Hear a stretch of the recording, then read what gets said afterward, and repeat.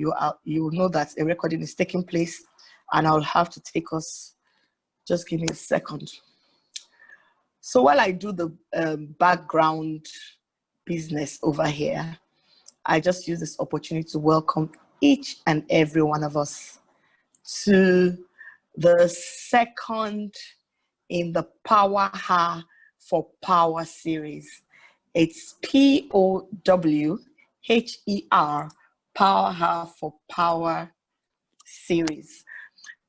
It's part of the Woman Called You platform, which is a platform I started when I turned 50 back in February. You know, for those of you who are not aware of what it entails, let me just quickly say it here. When the Woman Called You platform is a platform where women who would not just assume that they know it all, women who have decided that they are committed to inspiring change in wherever they find themselves. But to inspire change, you must start with yourself. You must begin to grow as a person. We know as women, like what this pandemic more than ever showed us, is that we stretch and scatter of ourselves so much.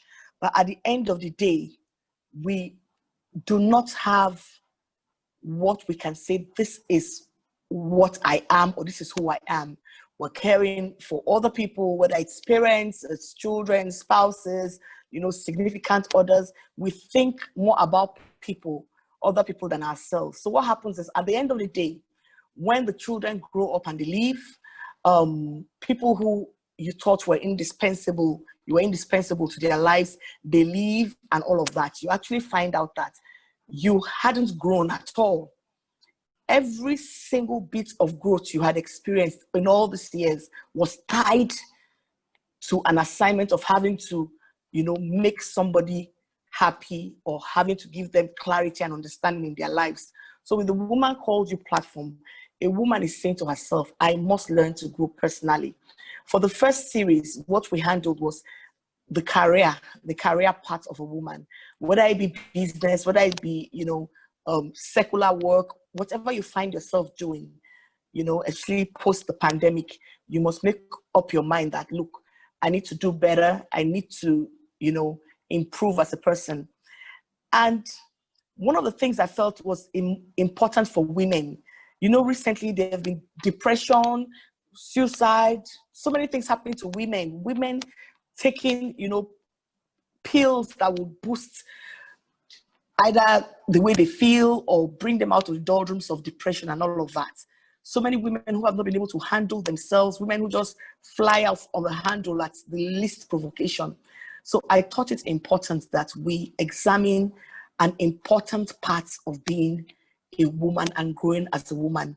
And that's what is termed, you know, we all know intelligent quotient, but there's what is known as emotional quotient, emotional intelligence.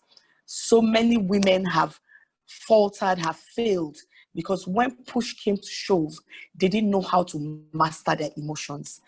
And who other, I mean, would I have just picked, called upon to help in this part of the Woman Called You journey, if not a woman who I would love to refer to as the emotion whisperer.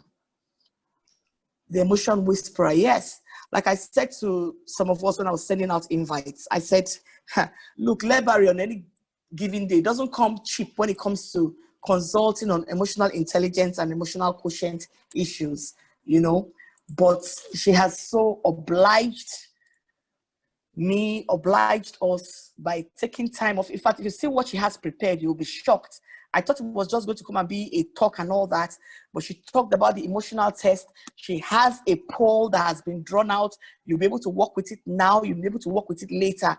But I don't want to take too much of our time by going on and on. So I just want to welcome each and every one of you to today's PowHer for Power series on emotional intelligence. We call it Unlock Your Best Self through Mastering Emotional Intelligence.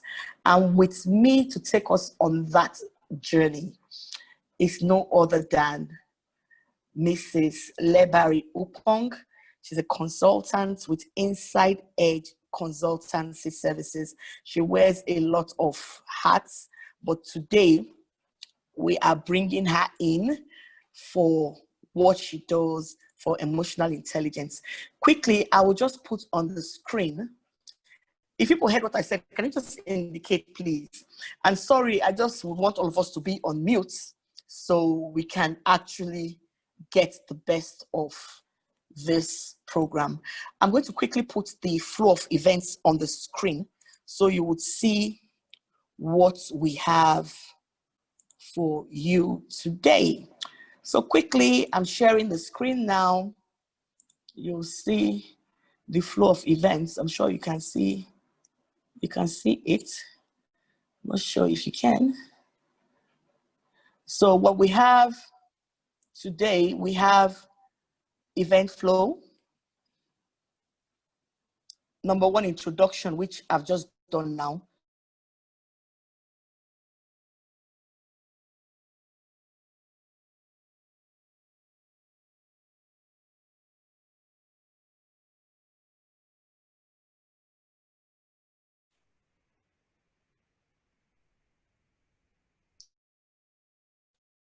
Number two is presentation. Just cancel.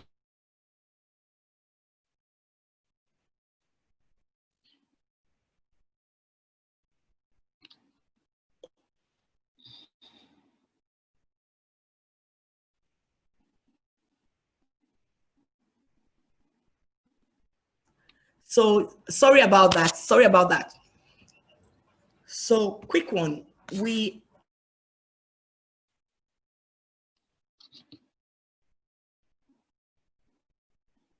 Zuriel, I don't think we can hear you.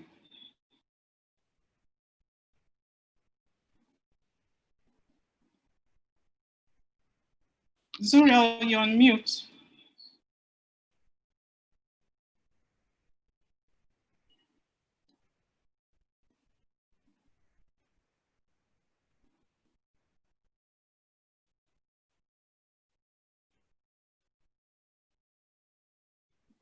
Sorry about that. Okay. Can you hear me now? Yes, we can. Thank you very much. So we're starting with introduction, Paul 1, presentation, the exercise, Paul 2, then question and answers, and conclusion. So I'll quickly put up the first poll. This first poll I'm going to put on as I'm playing the slides. Lebari, you'll be taking us through it, but I'll just play the poll now so we'll see how this starts.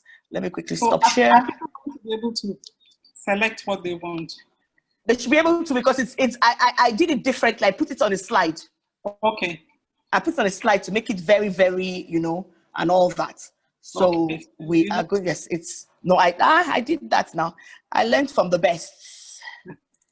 I had to arrange it well for you. So no taking any chances. So we're going to do the first slide now. The first slide, it's coming up. No. I'm so excited. You won't believe it. It's like, wow. Okay.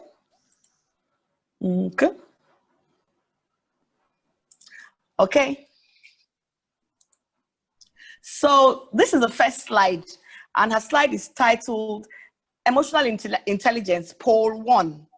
So as I change the slides, please, Lebari, you need to, because this is your show. I'm here to learn as well. Trust me, I'm here to learn. So when I click the first slide, this is the first slide. The title is Emotional Intelligence, Poll 1. Okay. I've just been reminded that I haven't gone live on the group page. I don't know why they all didn't just register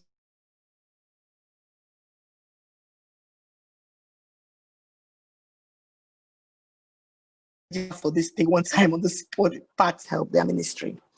Please, for those of you who are using phone devices, I don't know if you're like me, remember to put your phone on Do Not Disturb, so your phone calls will not disturb your data. Because if you don't put this thing, you'll have people consistently, you know, calling your lines and all of that. And it has a way of just destroying your data. So just give me a second.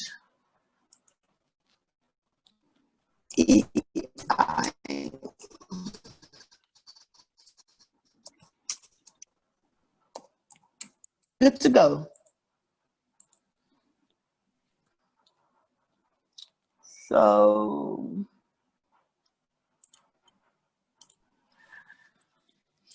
So Lebanon, please tell us what this on a scale of 1 to 10, please, ladies, we started. On a scale of 1 to 10, Lebanon has given us some things that she would want us to just, in order of how we list our scale of preference. So please, I want us to, if possible, have pen and paper by your side, because this is going to be a take home at the end of the day. What is important to you now is what she has titled Poll 1. What is important to you now? And on the screen, we'll be showing you different things, different options of what can be important to you. It's not a situation where you just say whether this is important or not. We would like you on a scale of 1 to 10 for each item. So, Lebari, I'm putting up item 1. Yeah, just roll it. Yes, yes. Number 1, to understand yourself, what's important to you. To understand yourself and your emotional habits. On a scale of 1 to 10, how important is that to you? Number 2, harness your emotions so that you reduce stress and achieve more balance, peace, and increased happiness. Please make sure you're taking the, reading the items along with us so you can just pick what's of importance to you. Number 3, to become resilient when dealing with life's obstacles. Remember, we're saying what is important to you in the now. Then, number 4, to motivate yourself to greater and greater success. Is that important to you? Number 5, to create stronger, more fulfilling relationships with those you love and those you find difficult. Oh, Levi, that's tough. That's a tough one. Then number 6, to discover your passion and purpose and share it with the world. So that's the end of the first poll. If you want us to chat, no, why not? They will just put up their hand. No, it's because we have to do this quite fast. My presentation is quite long and it's always difficult to... No, that's what I'm saying. They're going to chat. I've already sent the things to them. I'm going to see how I can post that thing on the chat so they can still have a look at it. I would just like to know which number people had the highest in terms of... Okay, okay. So can I run it one more time? I'll just run it. Yeah. Okay. So ladies, I'm going to run it once again, and you are going to say what number was important for you. So I'm running it. Okay. So I've started.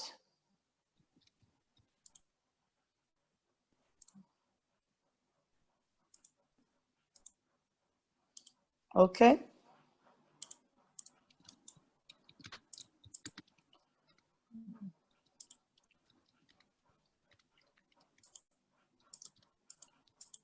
Number 1, to understand yourself and your emotional habits. Number 1, to understand yourself and emotional habits. Number 2, see it there. Number 3, which is most important for you. Number 4, number 5, and number 6. Of these 6, Please, you need to begin to chat. Send in your chats quickly. Okay. Okay, Numbi. Somebody, Numbi says 1, 2, and 3. Ifema says 4 and 5. Juliet says 3. Stella Graffin says number 3 and 6. So you have the list with you there, Lebari, right? Yes, I'm seeing them. And you have it, so you can listen. So without much ado, I'm just going over to you now because I'm here as well to learn. I have to do my own on this side. So quickly, ladies and gentlemen, let's welcome Lebari Upong. Thank you very much, Zuru. Over to you, ma'am. For that. Thank you. Thank you very much for that introduction. I'm quite flattered by it. And I'm very happy to see you here today. I know a lot of people registered, but not all can be here. But I am really, really excited. I can see family members, I can see sisters, I can see friends, and I can see that I'm going to make some very new friends. So a quick introduction of myself. I started off as a lawyer, and then I went on for 10 years to work for the British government, promoting Britain's economic interest in Nigeria. And after that, for 8 years, I went on to work for a UK university. After 18 years as an employee, I decided to fall forward or step up and become an employer, which I started 5 years ago. And I decided to go into education consultancy. And the low-hanging fruit was doing what I know how to do best, helping students get into universities or their school of choice. So our tagline is, in Inside Edge, is that we work with families and students to find the best fit education for their students to fit their career objectives or whatever they want to do. But visualize this with me for a minute. And I would like answers on the group chat. The chat, yes, I'm taking note of those ones. So imagine this, that I have 30 students, all from Lagos, same social economic situation. So finance is not really a problem. All the students have the same sort of academic abilities, A's and B's, and then they all want to study abroad, different parts of the world, but they all plan to study abroad. Now, 5 of them get into their number 1 choice of school out of 30. And a lot of them get, a number of the 5 get the scholarship they want. I'd like to know what people think was the difference. What was the difference between the 5 and the other 25? Just a few answers. If I get 3 answers or 4, I'm fine. Okay. You have to repeat yourself again. Okay.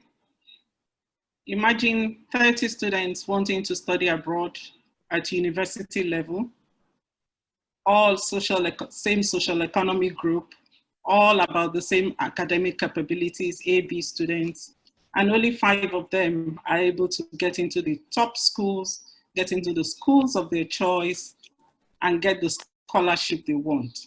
What's the difference between this 5 and the other 25?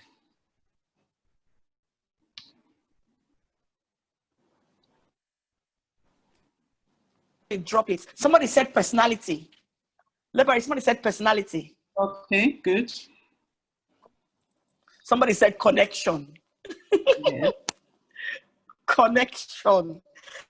Somebody said tenacity. Ajiri says tenacity. Ifema says opportunity. Stella says connection. Yeah. He says, most people are saying opportunity. Are right. All these answers are right. Just like the poll you took. Some people need a major overhaul, while others are just need gentle assessment or gentle development. So opportunity, tenacity, connections. The main difference between these 5 students and the other 25 is emotional intelligence. Remember, they all have similar IQ, intellectual quotient. So the IQ you're born with, and you can grow it. EQ, you're not born with it. You develop it sometimes from your environment and how you're brought up. But EQ sets you apart, no matter where you are. So there's a reason why a woman, I guess we're all women here, right? Yes, Yeah, we are. they know what they want and they are prepared. So knowing what you want is, and being prepared for it,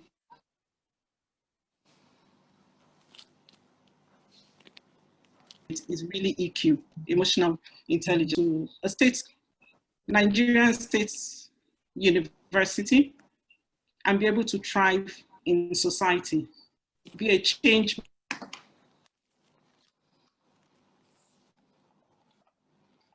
maker, be an influencer, have a wholesome life. And another woman would go to Oxford University or Cambridge, and that won't count for anything. There's a reason why you see some people, they all seem to have it all together. If you look behind the surface, they have the same struggles like everyone else. The difference, what makes them seem to have it all together, and they do have it all together, it's not just same, is because of EQ. That is what sets them up. So emotions are common denominator in all our lives. You ignore EQ at your own peril. Those who can't master their feelings constantly fight inner battles. That's why you see people go into depression. I saw some statistics recently which said that teenagers of these days, the anxiety level they have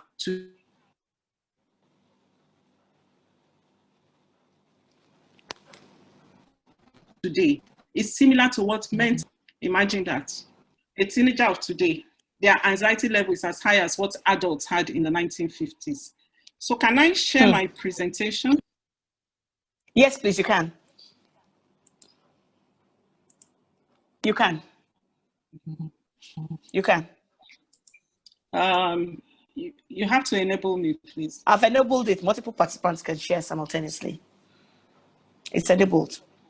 Okay, thank you. You're welcome.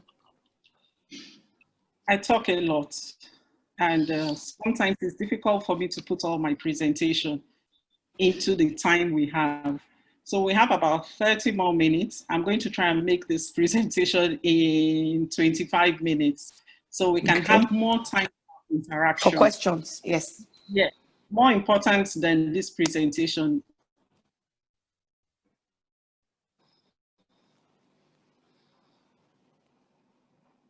Okay, you can see my slide. So it's left for me to play it now. Yes, we can. Yes. We've done this, we've done this. I think this is good news, and this encapsulates the whole what emotional intelligence is. The part I like about it is that it's learnable, it's measurable. A lot of you did the test, but that test is a snapshot of what the full test is. So the test you did was just a basis for discussion. The full test is about 20 pages long, but this just gives you a snapshot, and we're going to use it as a basis for our discussion. So EQ is learnable, measurable, scientifically validated, and it fuels better effectiveness, relationship, well-being, and quality of life. And this cuts across adults and children. So when I started my business, I started working with students, especially those going abroad. And then I started working with students going to school in Nigeria.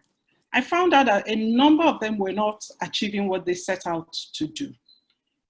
We had students who had gone to the best secondary schools in Nigeria, had straight A's at O levels, and getting abroad, they start changing schools once, twice, or they fail out. In fact, I had a similar experience with my own son. And that was when my search started. I started looking, what is missing with these students? Why do they leave Nigeria so brilliant? So, they look so well functional. Then what goes wrong? And that was when I came across EQ. So I started working with young people on their EQ. And then I found out that there was more to just the students. Who are their greatest influencers? Their parents. So I will be dealing with a student and then also talking about to the mom, surreptitiously about the student, but we're now discussing family issues and things that have happened to her when she was a child and how that is influencing her parenting now. So I got into parents. Another influencer are teachers. So I got into social and emotional learning. So you see, that was the basis of, that was the foundation of my starting EQ. So now I work with parents and their students. These are just some key facts about EQ. They're electrochemical signals. They start off in the brain and then they send a message. They're chemicals your brain produces once you're going through an emotion, and then it passes on to your body. You can feel it in things like sometimes you start sweating when you're going through an emotion, or your stomach starts rumbling, or you start shaking. Those are chemical signals that are influencing your body. So there are 8 basic emotions, and out of these emotions flow different type of emotions. Let me just talk about them. And for emotions, we always say there's no good or bad emotion. Anger is not good. Anger is not bad. Emotions are neutral. What matters is what you do with it and how you use that emotion. There's anger. Anger says that you're fighting against a problem. If you're talking to your child and he's looking at the phone, you get angry because there is a problem there. So how do you manage your emotions to, first of all, recognize the problem and then decide, how do I deal with the problem to achieve my purpose? Your purpose would not be to alienate your child. Your purpose will not be to annoy your child because the child has annoyed you.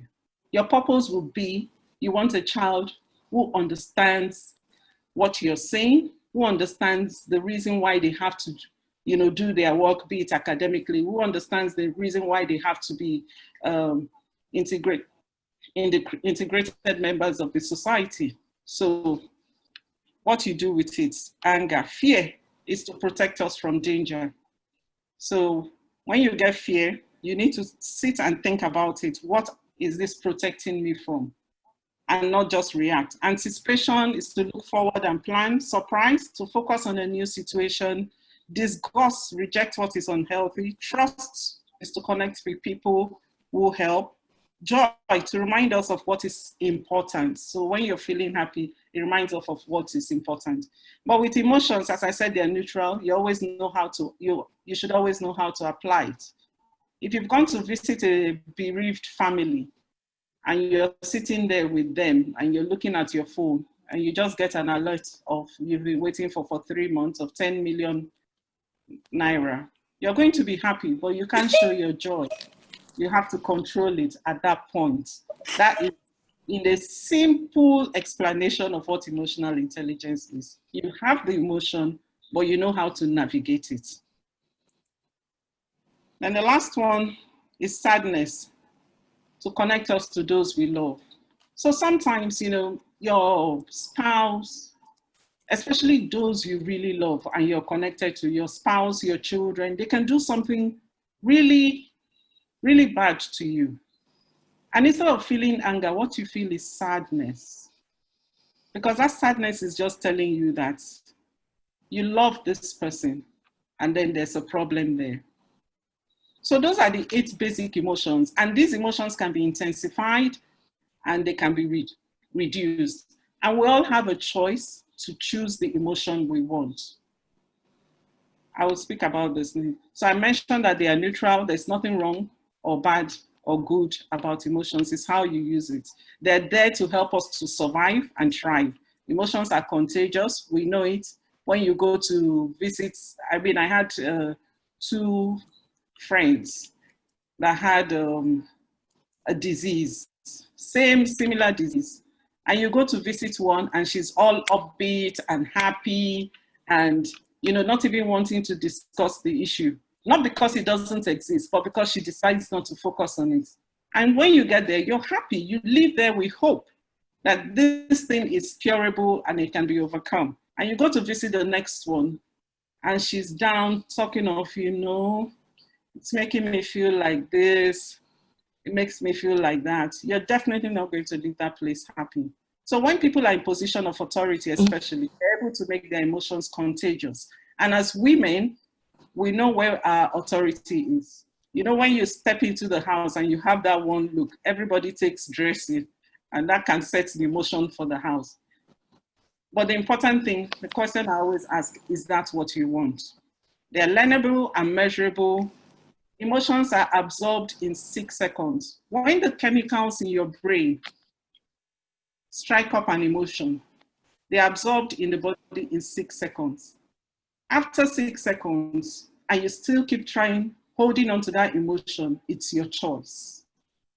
So if somebody is angry, let's say somebody hits your car, and this happened to me. Somebody hits your car, and of course you'll be angry.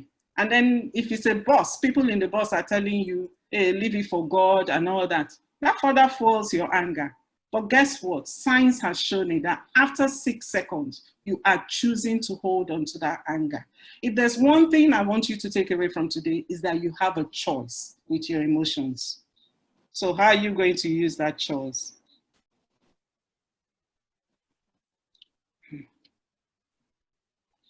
I have to go a bit faster, so I'd like you to just read through this. We use these EQ tests, and then I'm also an EQ coach. So my coaching is called Essence Coaching. As I said, I put the child in the middle, the family and the teachers, and find the essence for all three. The essence that would allow them to navigate the complex world, have healthy relationships, be innovative and resilient, and be a positive change maker. That's what I do. So these are the skills. This is another explanation of what EQ is, and it's from Abraham Maslow, humanistic psychology. So I just wanted to share that.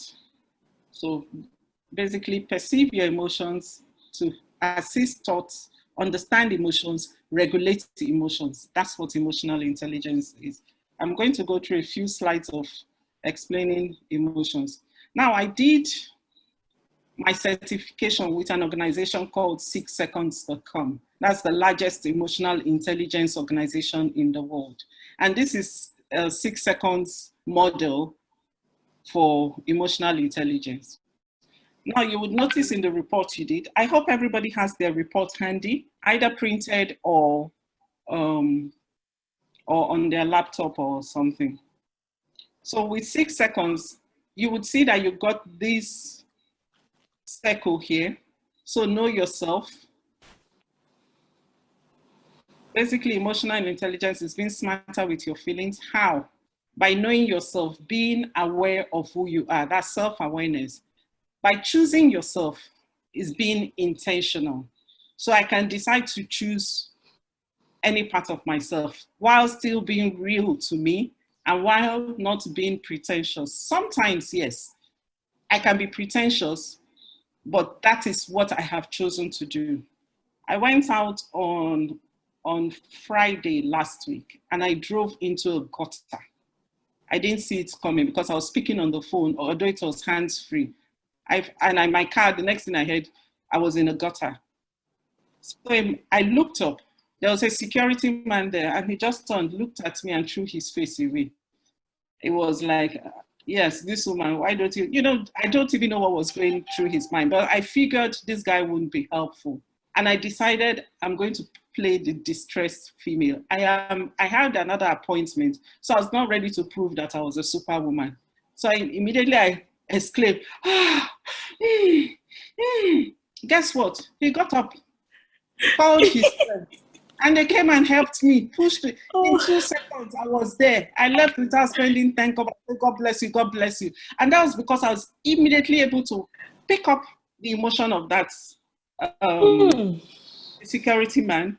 Then I chose myself. I decided this is what I wanted to do because I had a purpose.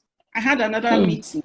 I could leave them and go and call other people. There were, mechanic workshop down the road. But no, I had somewhere to go. So I didn't care what they thought about me.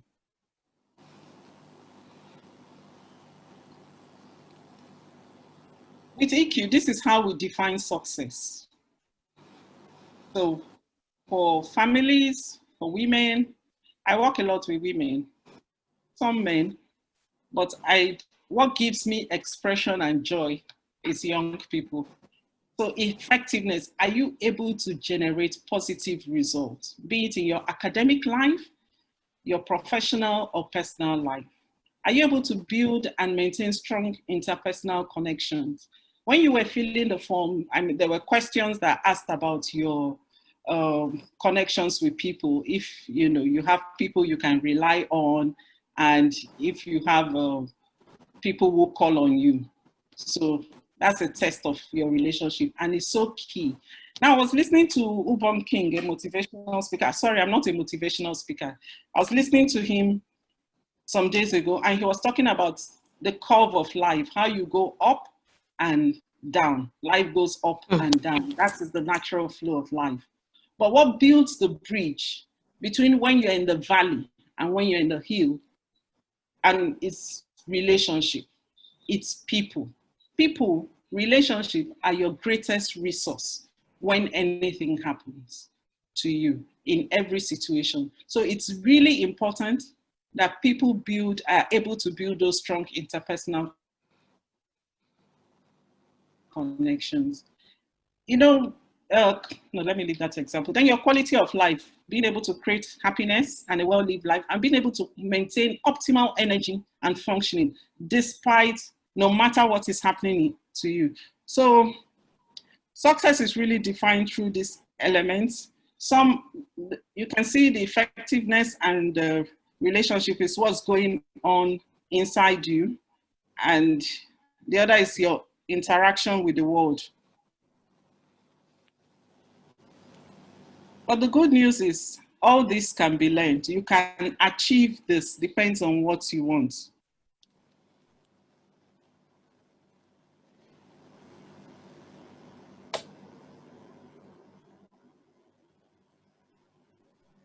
I'd like us to do a test, just very quickly.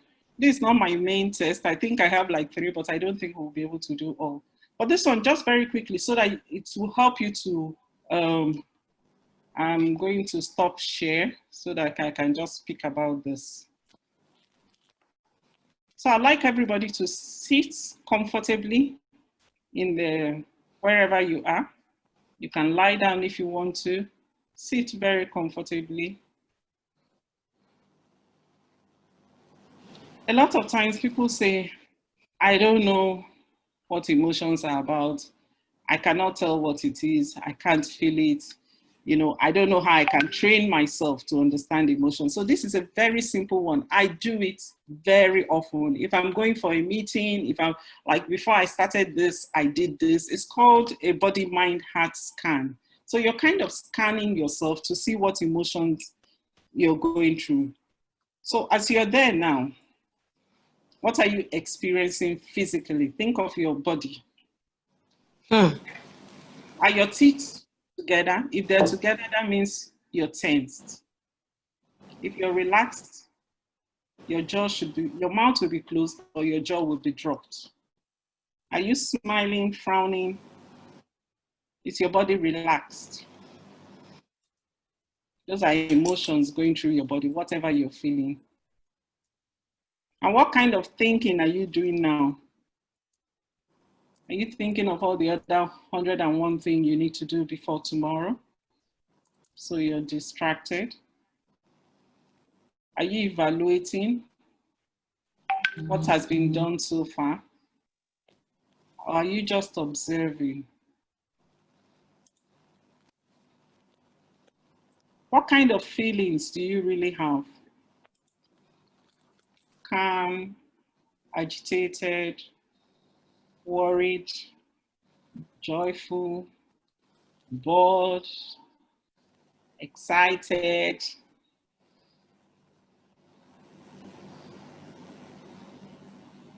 You know why it's important to do this? If you're going into a meeting, don't let your emotion control you.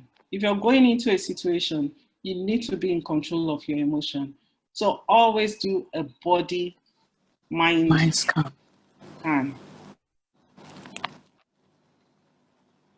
You know, for those of you who are Christians, the Bible says guard your heart.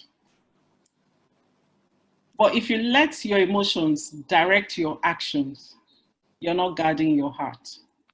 Some of us give our hearts because once somebody else is directing your actions, they are guarding, they're in charge of your heart.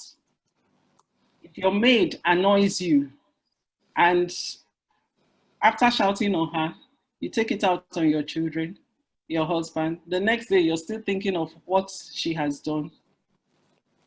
You're allowing her control you.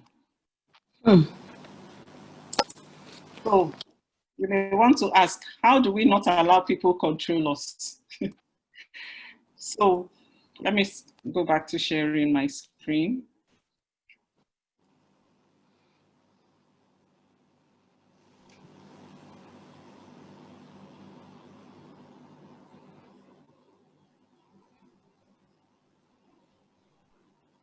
So understanding how we function, that's self-awareness. Choosing our thoughts, feelings, and action. We call it TFA, thoughts, feelings, and actions. And I use it a lot of my students. And it is amazing. I'm working with a student, all shy, will not talk, does not have any friends in school, or one thing or the other. When we go through the process of thoughts, feelings, and actions, because your thoughts drives your feelings, and then it drives your actions. I'm very scared of snakes. So if I see a snake and my immediate thought is, it's going to harm me, I will take off. But if I see a snake and my immediate thought is, I'm going to kill this snake cannot detract me from where I'm going to, I would find a weapon because the weapons are all around me. But if my thought is, I'm going to run, that would dictate my action. So your thoughts influences how you feel, and your feelings influences your actions. That's why even in the Bible it says, do not be transformed by the world, but be, no, what does it say again? Be transformed by the renewing of your mind. Renew your mind. A lot of people think they don't have options for changing their thoughts. You can't change your thoughts. I had a situation where I also recruit teachers for school, and I needed somebody, HR, to do a recruitment for me. And I was introduced to this so-called expert.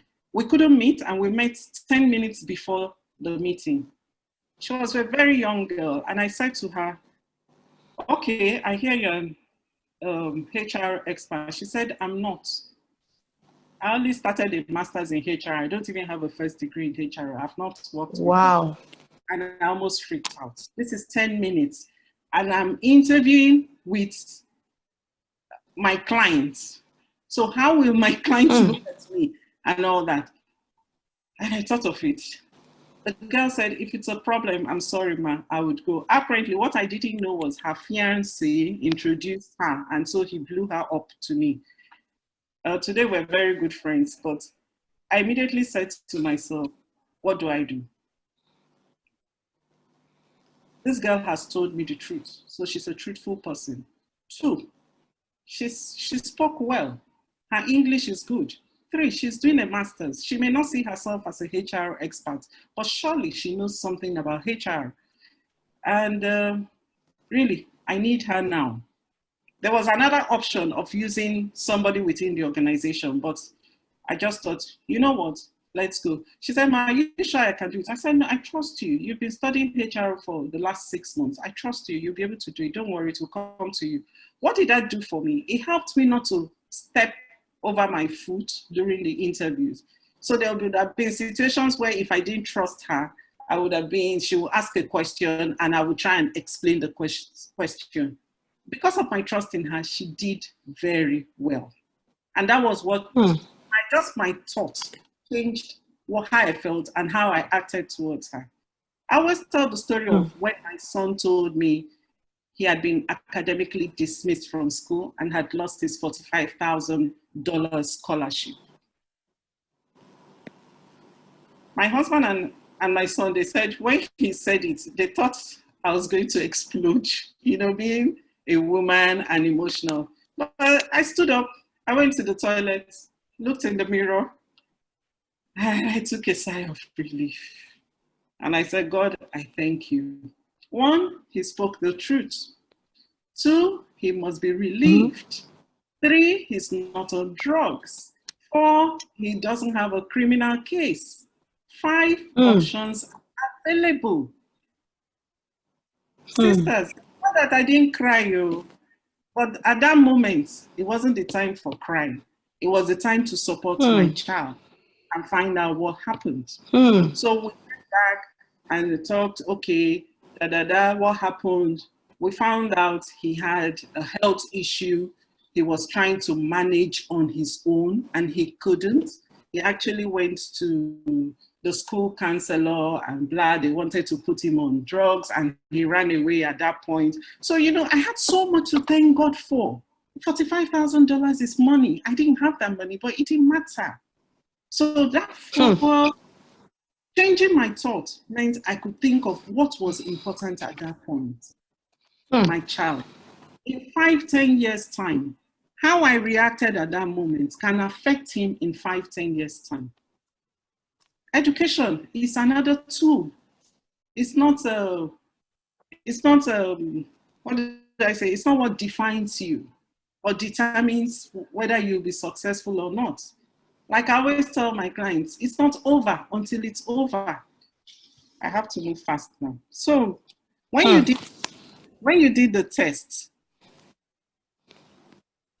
you had this, but it had only 3 information, which was know yourself, choose yourself, and give yourself.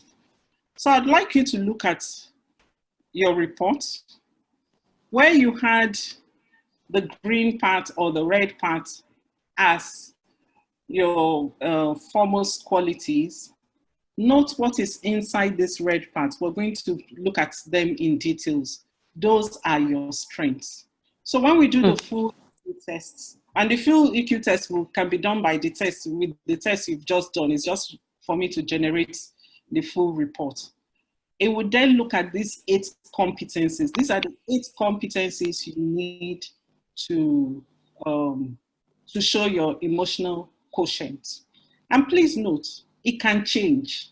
Sometimes you're strong in one and sometimes you're not strong in the other because it depends on the situation. So this is a snapshot for now. It can change, but the important thing is to be aware of these competencies and know when you need to develop one. Even as I gave you the test, I also took it and it changed from when I first did the test. So the important thing is by knowing yourself, you can identify what needs to be changed. By choosing yourself, you can proactively respond to setbacks. And this provides how you can put change into action. Giving yourselves reminds you and those around you why change is important.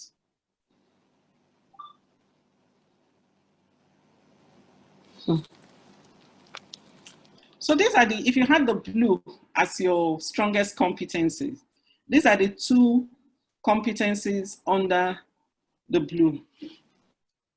So this is know yourself. It means you're very strong in your self-awareness.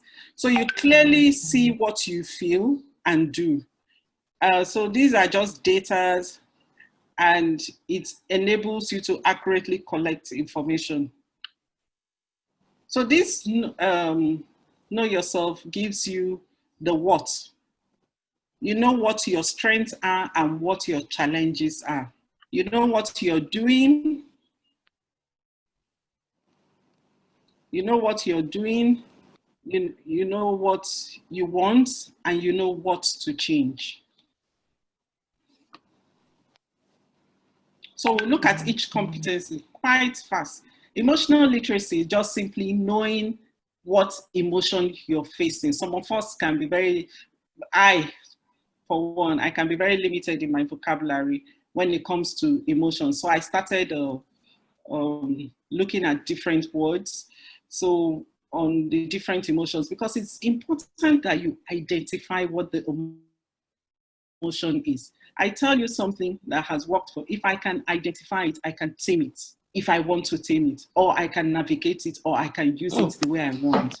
So being able to just identify your emotion, interpret it, your verbal communications around emotions are very important. It allows you to be open and honest about your feelings and emotions. And identifying it doesn't mean you should turn it off. You manage it. So when you're going through that emotion, the most important thing is, what does this mean to me? So now we say, if you have a situation, if something happens to you, you don't think, why did this thing happen to me? Because things will always happen to you, bad or good. Things will always happen to you. It's life. That's how the earth works. But the important thing is, what does this mean to me? How does this affect me? And to enhance your literacy, if you have young children, read their books. They're very good about talking about emotions. They're very good at describing what people are going through and talking about emotions. I'm going to leave this on for a second, but let me just use constructive thought to generate positive feelings. No matter what you're going through, if that maid keeps doing the same thing you tell her not to do, and it keeps annoying you and making you fly off the handle, change your thought about her. You'll be surprised what happens. If your husband keeps doing the same thing you do not like him to do, or one child keeps doing that, change your thought. Just think, what other ways could I look at this? What could be the reason behind this behavior? If somebody keeps lying to you, what are they protecting? Why do they keep lying? Don't just look at them as liars. That doesn't define them. It's why are they doing that? It's important we name those feelings. Recognize patterns. This is another competency. I'm sure there have been situations where you keep talking and talking and talking, doing the same thing and nothing changes. That's a pattern. And you need to recognize what your patterns are. So our brains are wired in a way that they protect us. So they process the information by comparing past ones. So if something happens, the brain will just go into its folder and bring out the past one. And so you will continue reacting in the same way, and it turns into your habit, and it turns into your habit. There's something Gandhi says, that your beliefs become your thoughts, your thoughts become your words become action, your action becomes your habits become your value becomes your destiny. Your destiny. So if you have the same pattern, and you don't stop to evaluate this pattern, it's leading to what your destiny will be. When I went for my training in Dubai, I did a service to one person and a disservice to another person. So I had a problem and I needed help in Dubai. My sister connected me to somebody I'd never met, very lovely lady. She said, oh, let her come down and see me for 20 minutes and help me sort my problem. We ended up spending 4 hours together and she didn't go back to work. Now, whilst we were talking, we had a drink, we had coffee, she was smoking, she was drinking, lunch hour.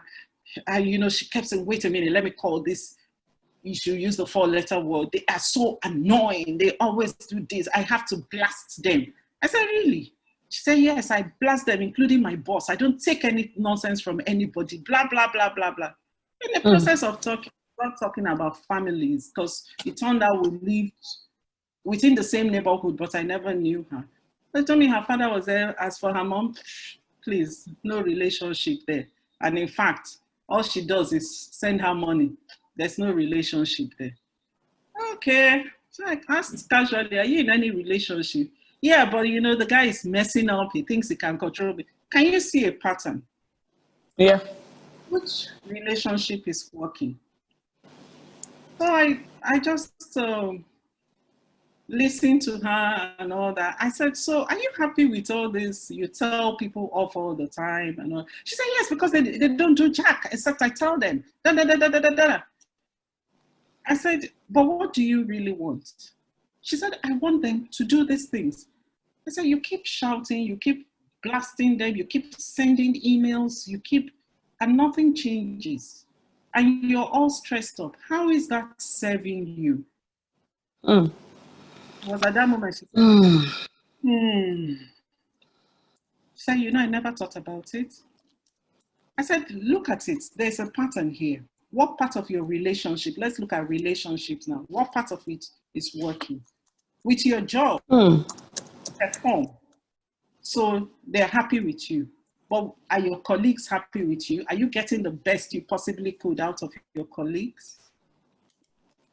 Ooh, she called me 2 days later and she said, I'm so confused. I don't know what to do. I'm thinking about this thing. But what I've just done is I've stopped talking to them. I've stopped shouting. Wow. And the whole office is confused because I'm the firebrand. I enter and I'm like, why is this not done? Why don't I have this report and all that? And so everybody is running around. They're so scared, but they're doing what I need them to do. I saw her earlier this year, which was like 6 months after our first meeting. And she said to me, you changed my life, but I don't know, you know, my mother called me. We have a call once in a while. It always turns to fight. This time it didn't turn to fight. She had to call her brother to call me to find out if there was a problem. And now I'm beginning to, you know, my father probably had a part to play in why our relationship is not good and all that. Just recognizing that pattern helped her to move forward and to decide what she wants to do. So if you have a pattern, don't say, this is who I am. I'm a no-nonsense person. Yeah, that's fine. I'm not saying you should start taking nonsense, but how is that serving you? Is that what you want to be at every situation?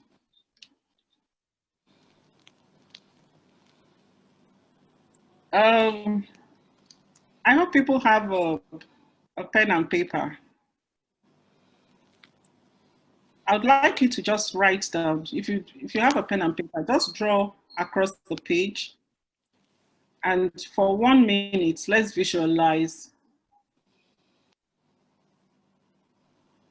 what frustrates you, really, in your daily activities.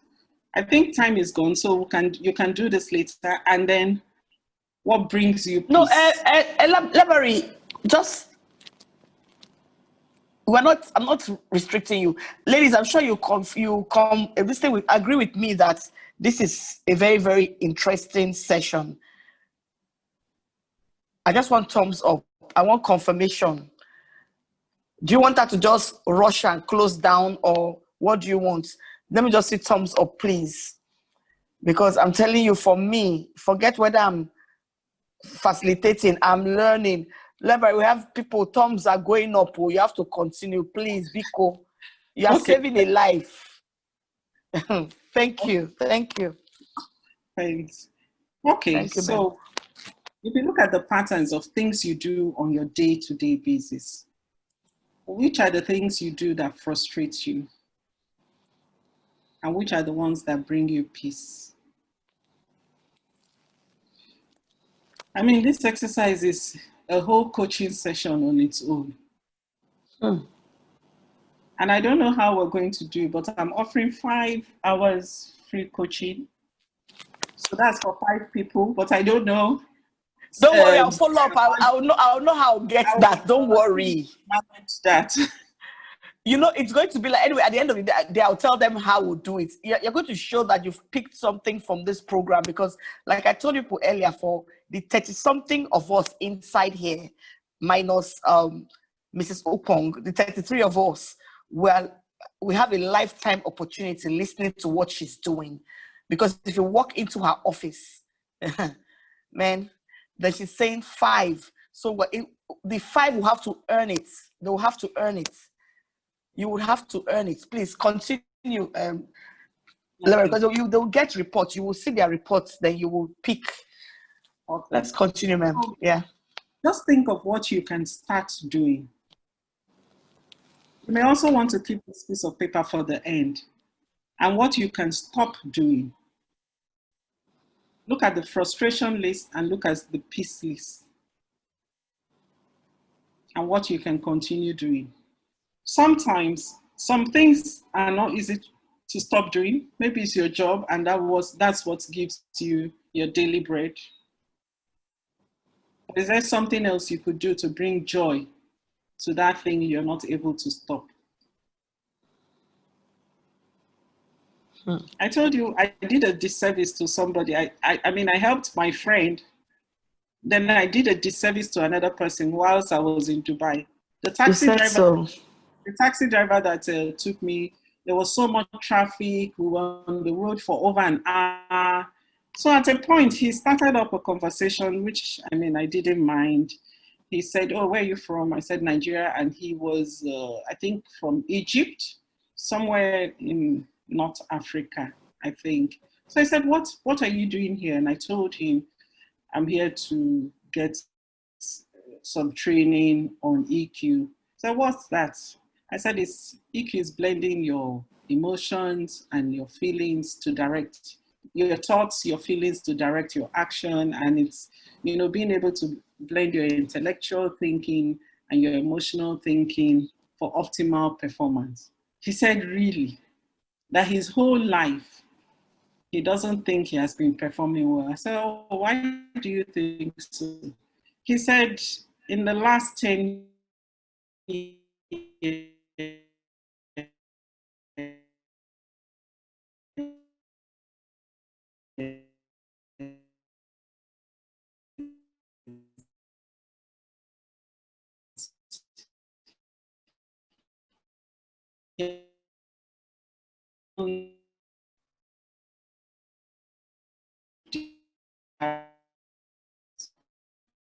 think through his decisions and for him to see the patterns he has been following.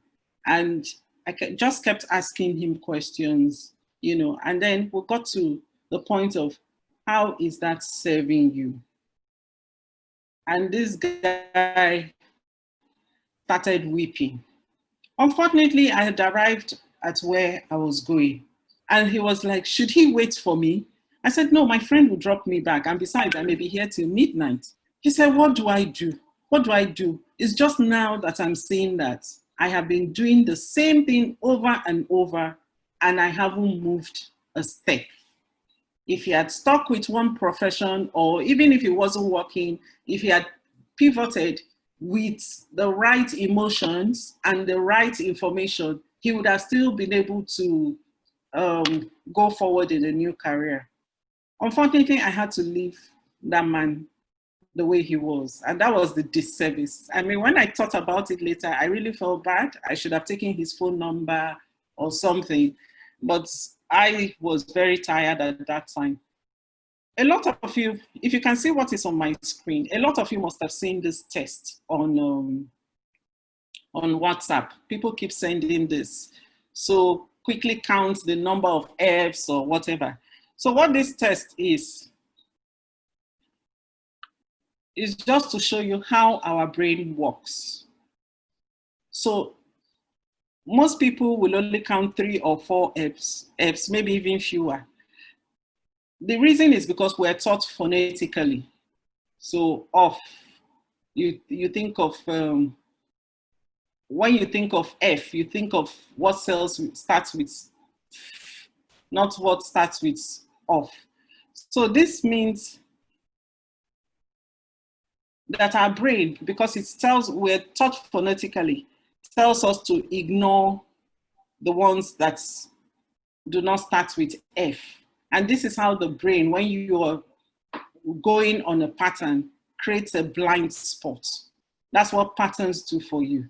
It creates a blind spot. You don't see where you're going wrong. You don't see opportunities, and it doesn't allow you to be creative.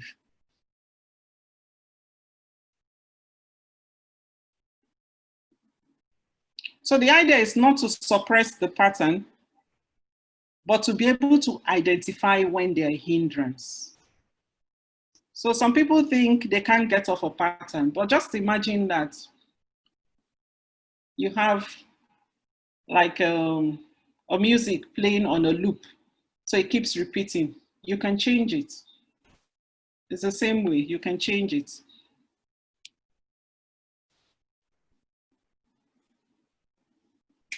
So a few techniques for improving your self-awareness. Take off the mask. When we were asked the question that, do we wear mask? My first answer was no. I'm always real to myself.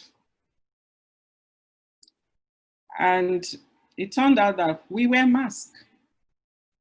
The way you are to your parents, how you show up to your parents is different from how you show up to your employers. It's different from how you show up to your children. So masks are not really a bad thing, but it's how you're using it. That's a whole, listen to people, explore your emotions. That cannot be oversaid. So this is the second part, the choose yourself part. So for those of you who were high on the red part, which is the choose yourself, these are the competencies under choose yourself. So it just means doing what you mean to do instead of reacting on autopilot. So they allow you to proactively respond. So we have, especially young people, they're easily influenced by their peers. They're easily influenced by their teachers. You see a lot, I meet a lot of students, because the teachers do not treat them well, they then drop some subjects, and they are key subjects which they need. But if they were able to choose themselves, they would not drop those subjects. They would not be under peer pressure for any situation, because they know who they are and they're able to choose who they want to be. So the first one is apply consequential thinking. It's, as it says, look at the up and down.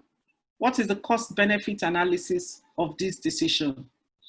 You know, look at it from different perspective. So for apply consequential thinking, this is a perfect combination of critical thinking, logical thinking, and EQ. You have to blend those two for optimal performance. Now, a lot of times they will tell you play to your strengths. Yes, sometimes it's good to play to your strengths, especially if you're a student. If you have a course you're good at, play to that. But your strength sometimes can be so strong that it casts a shadow over other things. When I did my first test and I did my debriefing and I was coached on it, I'm very, very strong in applying consequential thinking. But that strength was so long that it cast a shadow on my taking action. So I spent time in this area thinking, yes, what is the cost benefit? Once I was aware of this, it was amazing the way things changed. I learned to say yes more. I learned to take a leap, because I found out when we're having sessions in the office and colleagues say, let's do this, let's do that, I'm the one who brings up the ups and downs of what we want to do. So I was like the voice of reason, but my voice of reasoning was too strong and unnecessary. sometimes you have to take a leap, trust yourself. But I mean, it's still important that you wait. So the critical thinking was, what's the cost of this? What's the benefit? We're spending too much time, too much resources. For EQ was also blended into that by listening to why, what is my fear?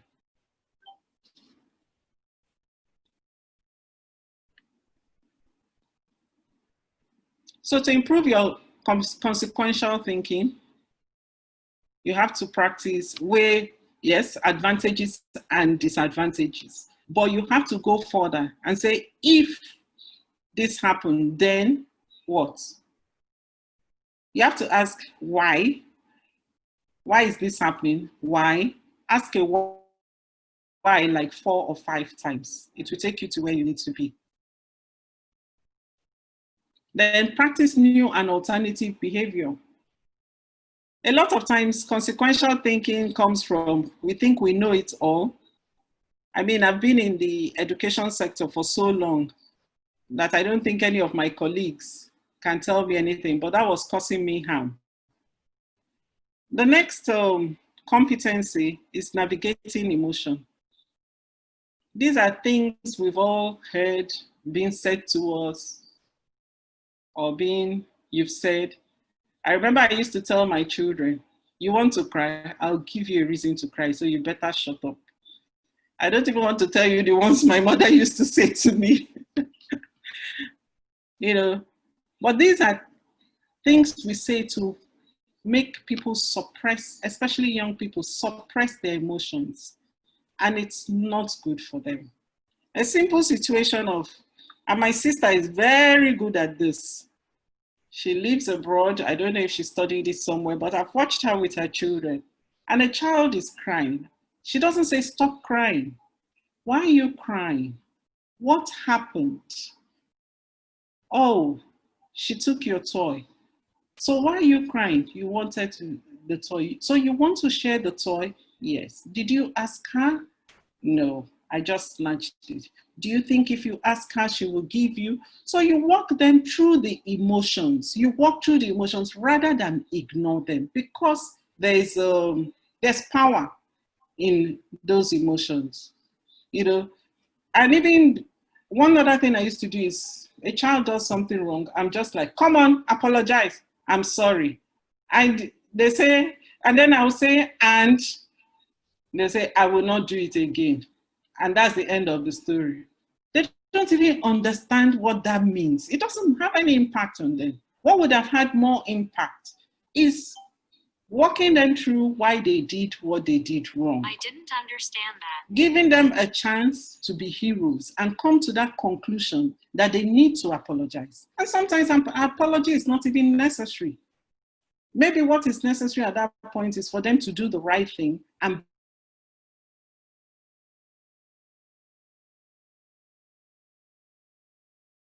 proud of themselves. So if you've snatched your sister feel better. And that everybody wants to be a hero. Everybody wants to be recognized. Can you still hear me? I'm hearing, I'm seeing here that you can hear me. Good.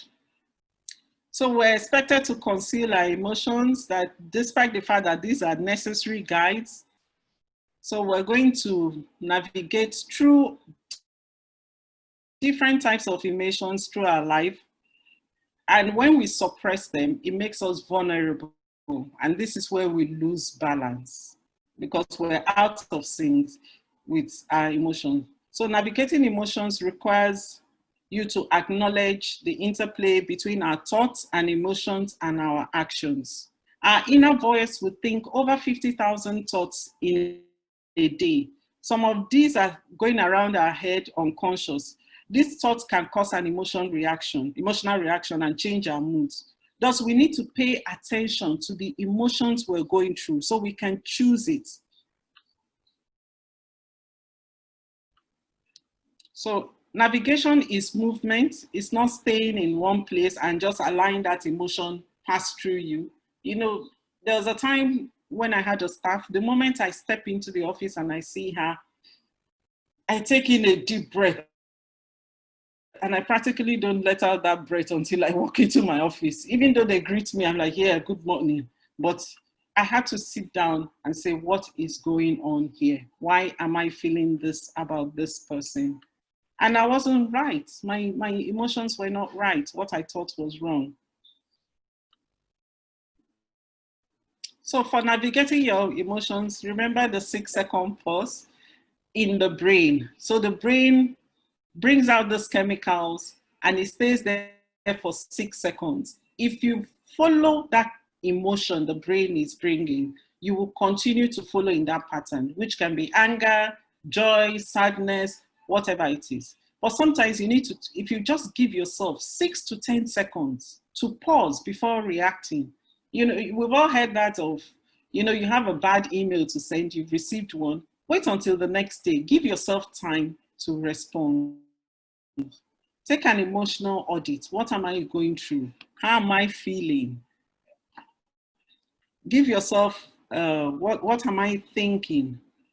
What am I feeling? Removes, when you ask yourself, what am I feeling? It removes the emotional charge and engages the rational mind, because you need both to perform effectively. What do I want to encourage? Rational thought and cognitive integration. That's what you want to encourage. How am I getting in my own way with my emotions? So you have to do a self-imagination. When you do this, learning takes place and mistakes are acknowledged. And then you can think, what can I do differently? Always give yourself a pep talk. For me these days, I don't see anything as failure or wrong. Everything is a learning experience. No matter how bad I did, it's learning. If I offended somebody, what can I do about it? Do I apologize? What do I do? You know, I think about it. So emotional freedom technique and simple energy techniques are really techniques that therapists would use with you to help you navigate your emotions. Sometimes it involves tapping something, tapping here, and so I can't go into that. But again, the same way you tell children to take time out. So if you have this, choose yourself as an area to develop in your report, then you need to be looking at this. So the next competency is increase optimism. If you're able to increase optimism, possibilities are limitless with you. Now, we always have optimistic and pessimistic people. So this looks all jumbled up. Let me try and explain it. So if somebody is optimistic and they have a success or they achieve something, they will see it as, yes, I'm always successful. Whatever I do is successful. I'm good at this. And this was from my effort, not just my natural intellect, but because I made the effort. A pessimistic person, and you as mothers, we have to listen very carefully to our children and our spouses or partners for these thoughts. So they've done something right, they've achieved something, and you're like, yay, you did this, but they see it as temporary. Well, they say, well, it's only in this subject. Or, well, it's only in this contract. After all, I didn't get the others. They see it as an isolated situation and they feel powerless. Like they would say, well, it was because this person helped, or it was because my teacher gave me extra lesson. They refuse to recognize their own power in the success. And the converse side for adversity, optimistic people see adversity as temporal. This has happened now. They see it as isolated. Okay, so Nena didn't answer my email. Nkechi will. The pessimistic person will say, Nena didn't answer my email. Girls never like me, you know. And then optimistic people are resilient. We will look at that later because that's one of the takeaways I need to give to you. Resilience. So pessimistic people, when they fail or make a mistake, they see it as permanent. This always happens to me. I never get anything right. No matter how I try, nothing works. So this is just a table showing. So the main difference is how they react to good and bad situation.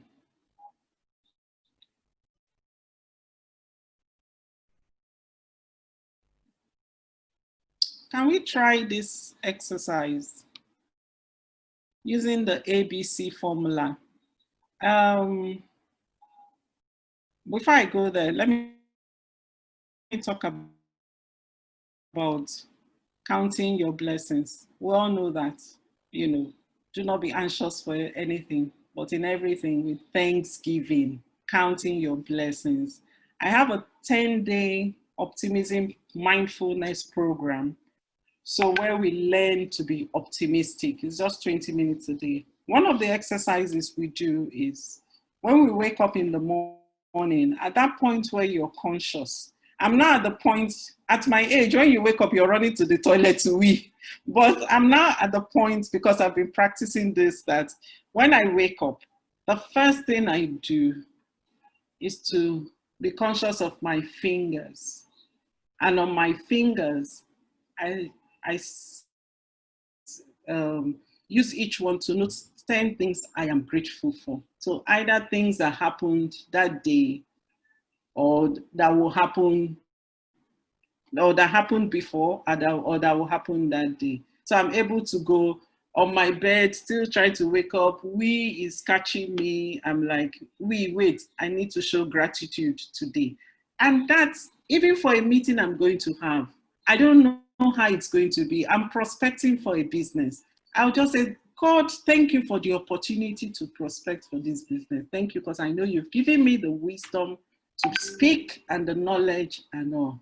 So the easy one, I thank you for my daughter, my son, my other daughter, my husband, and then I think of other things. Counting your blessings. You see, when people don't count their blessings, I was reading a book, How Not to Worry by Dale Carnegie. Yeah, the book is fantastic. And one of the reasons why people have mental health issues, they do not count their blessings. So some people will say, nothing is working for me. I mean, I watched one lady, a mindfulness practitioner, work with another person, and the person was like, I have no control. Nothing seems to be working. And she went with, your smile is very beautiful. Do you have control over that? When you smile at your children, are they happy? Can we start by being grateful for that? Everybody, if you just put in your mind that there is always something to be grateful for, like what I did when I heard about my son's situation, there's always something to be grateful for. That's optimism. And I'm not talking motivation. Talk of fly without wings, which comes from your cognitive thinking. So keep moving in the direction of optimism. So can we do this? Can you think of a situation? Can be a setback, a personal one. If you don't finish it, go back and finish it later. So think of what is that personal setback or situation that I'm facing right now. I didn't come up with this. It was done by some psychologists, but we use it. I use it in my coaching. So you can self-coach yourself. Self-coach yourself. Well, English is... So what is that? What are your beliefs and thoughts around that situation? What are you believing about that setback? It could be with a relationship with a child who decides to stay on social media throughout, or with a husband who is doing whatever he's doing and you're not happy about. So what's your worry around that situation? That if this situation continues, what will happen? What's your problem with that situation? So this worry you have around that situation, how are they impacting or affecting how you feel and affecting how you act?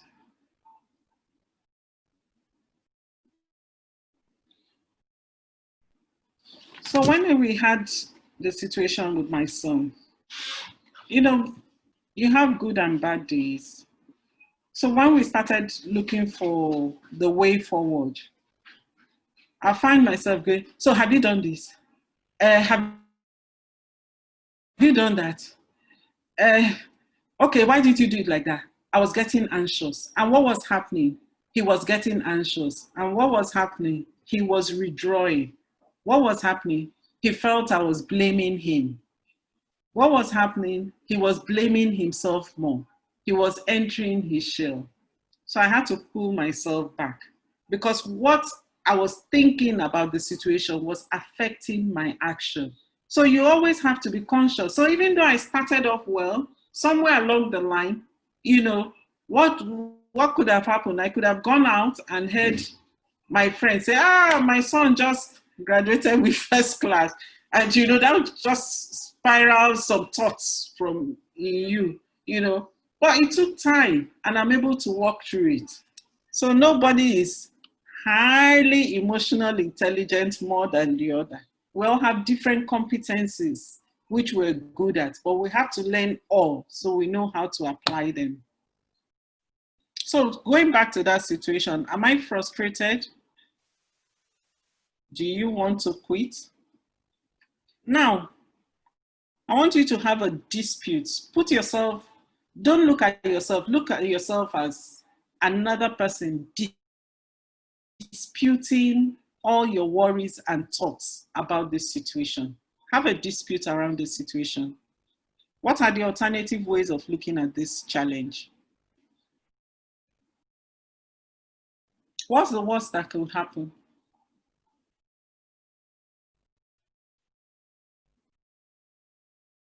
What's the worst that could happen if this was true?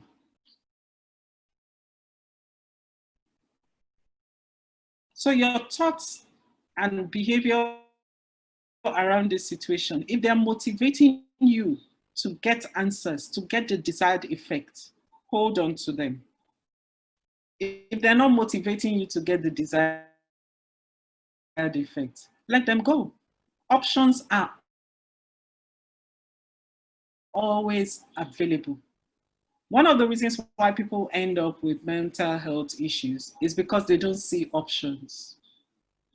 And I always remember that options are always available. Pessimistic. What I say is, I just add yet to the end of that statement. So I said to myself, oh, I can't do this. Now I've so practiced that I immediately add yet to that sentence. Same thing you should teach your children. And then when it comes to this cultivating positive thinking and these situations, I always say options are always available. Options are available in the way I think. Options are available in the emotions I choose. Options are available in the actions I choose.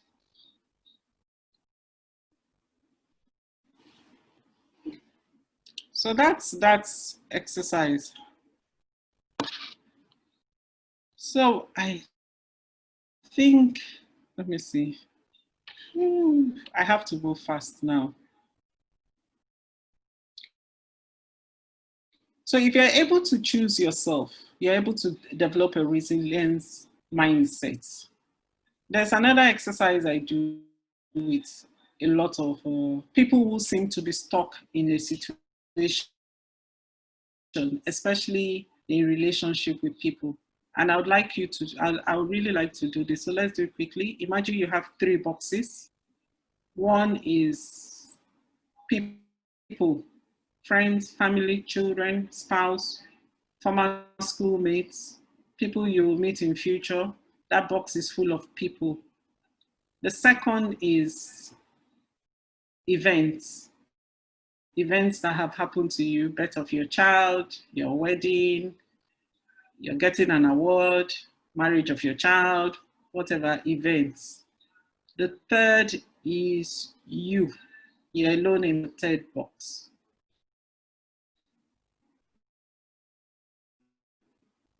Who can you control?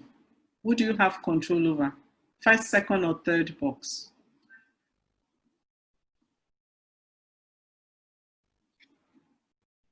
Can I have a few answers in the chat room, please?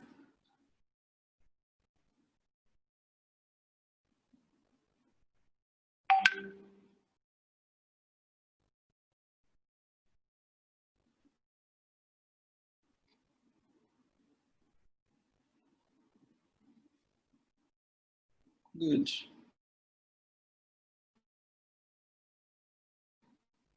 Thank you.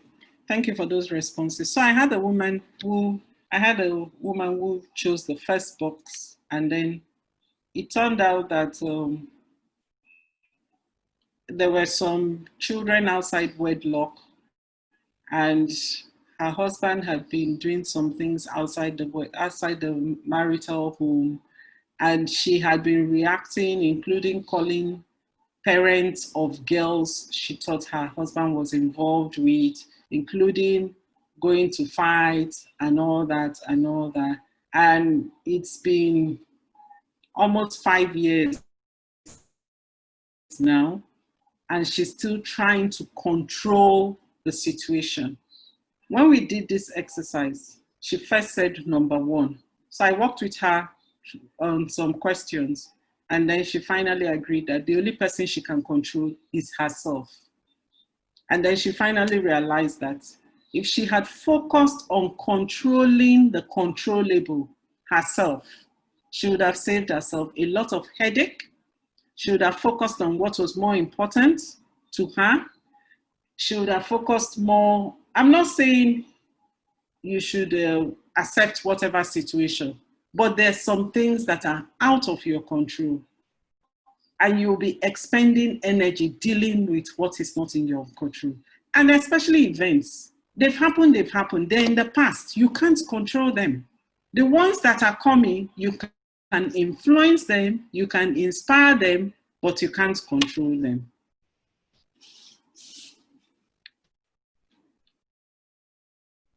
I'll move quickly. So again, resilience mindset. Trust your instincts. Exercise optimism. We've been through that before. And take care of your mindset. The last one, I think, in that competency is intrinsic motivation. Basically, this means getting your value from internal values rather than external values. So external values as if somebody does not recognize your work, then you don't feel you're valued. Your happiness doesn't come from within. It comes from how much material goods you have, or the kind of parties you're invited to, so that's causes other problems. Once we know what drives and motivates us, we're able to stay actively engaged in feeding and cultivating our core desires rather than looking at those extrinsic ones. So this one is basically for you to gain energy from your personal values and commitments against being driven by external factors. This happens a lot to young people, but I dare say even to a lot of women. So how can you cultivate intrinsic motivation? Remember, if this is your strongest part, which is the red part, these are some of the strengths you have. If this is your weakest area, these are some of the areas you need to work on. So these are some of the things you can do to develop your intrinsic motivation. I'll go to the last competency, which is choose give yourself. That's the green circle. Give yourself is doing things for a reason. Why do you do what you do? This competency help you to put your vision and mission into action. So you lead on purpose and with integrity. This delivers the why. Why do I do what I do? When you give yourself, you're clear and full of energy. So you stay focused. Why do you respond in a certain way to things? Why do you move in a new direction? Why others should follow you on board? These are the competencies. So one, you increase empathy. You're able to recognize other people's emotions and respond appropriately. So instead of just sympathy, you're able to have empathy. You connect with others and your own emotion. You're able to create enduring relationships, sustain families and communities. So people with empathy really have open communication. So they listen more than they talk. We should be listening 80% and listening without judgment.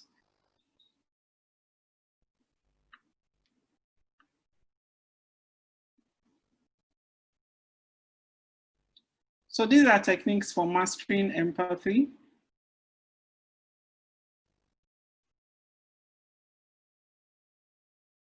I mentioned non-defensive listening, not having an answer in your mind. Then mirroring, especially when you're talking to somebody, to help them to open up to you. I listened to an FBI agent and she was talking about mirroring. We also use it in coaching. So if you're talking to somebody and you really need them to lean in, to listen to you, to open up to you, you do a bit of mirroring. The way their body moves, like I can see Zuriel moving now, moving her head. So if I'm talking to her and I'm doing the same thing, we're sort of reflecting each other. Unconsciously, she starts to trust me. She starts to open up to me. So that is one of the techniques with increasing empathy. Then pursue noble goals. Goals are not like the smart goals. Noble goals are not like the smart goals you set either for your business, your work, or something where you know it has to be smart. Measure is one that gives you satisfaction beyond material gains. So let me think of somebody. Mother Teresa.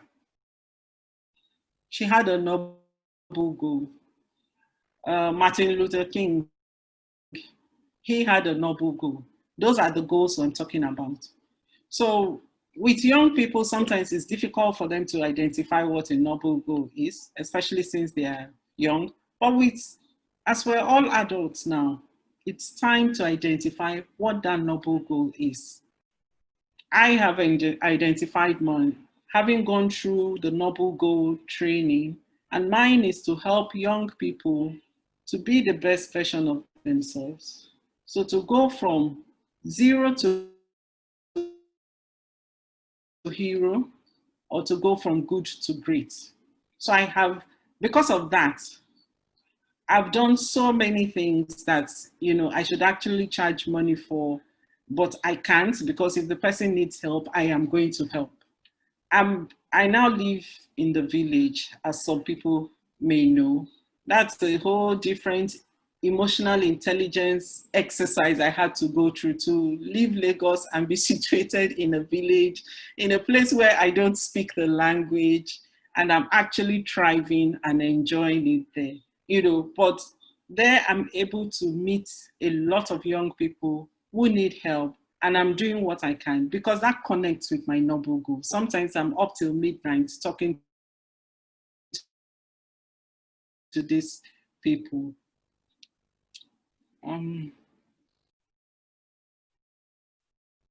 So it's your choice whether to find your noble goal or not. It's something big. It's beyond you, you know. So it's between making a life and making a living. There's a difference. So this is what a noble goal really is. No one is made to feel less or valuable. It's not about you at all. It's about the people you're serving.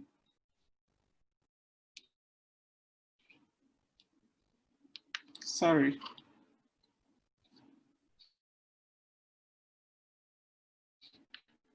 I'm concluding now.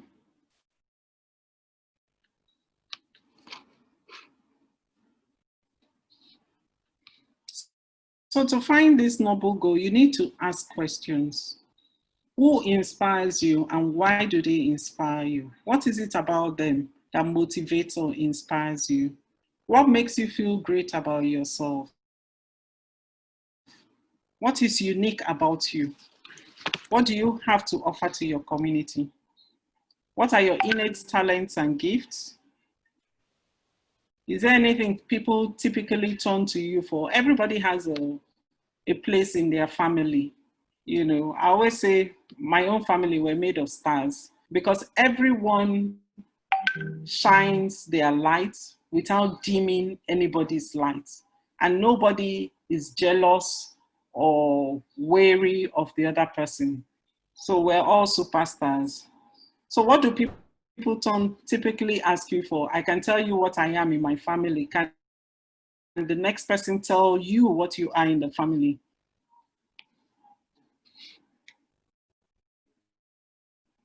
So in conclusion, I believe, stop worrying. Just stop. Every day is a new day. You may have your goals, you may have things you need to accomplish, but you know, the Chinese people say, journey of 1,000 miles starts with one step. So just start with the one step and not worry too much.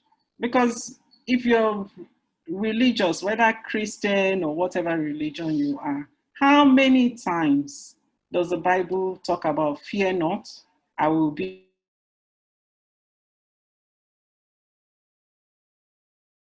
with you, look at the birds of the eye, you know, how much more you know. If you think about it, when you worry, you're actually walking out of faith and you're just depending on faith, F-A-T-E. And they're both on the same spectrum. So you have faith here, faith in God, faith in faith is, rather than what your faith in God is.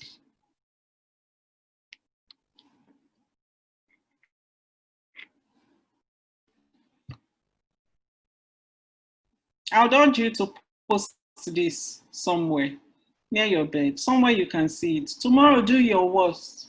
I have lived today.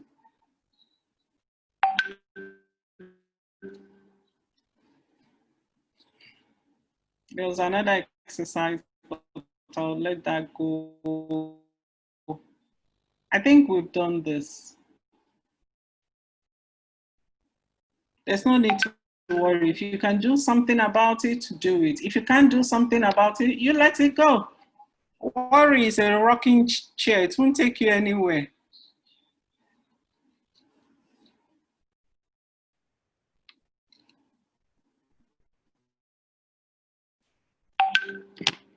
So that is the end of my presentation.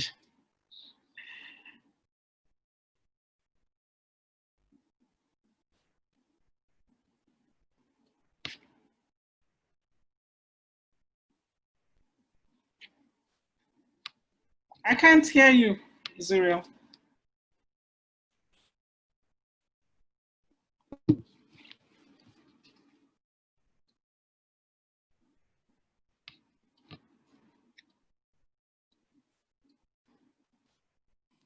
Yes, I said that was awesome. That was awesome.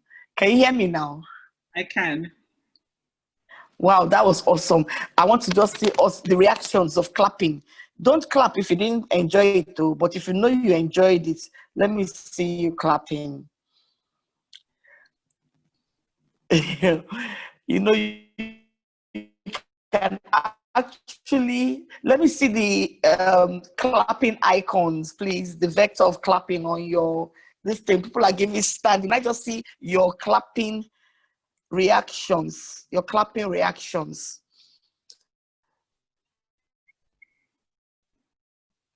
Without even beating about the bush, you would agree with me that this has been an awesome session. I had a poll one at the beginning of the program. We're supposed to do an exercise now. I think, Lebari, should we go straight with the poll two? Yes, we should.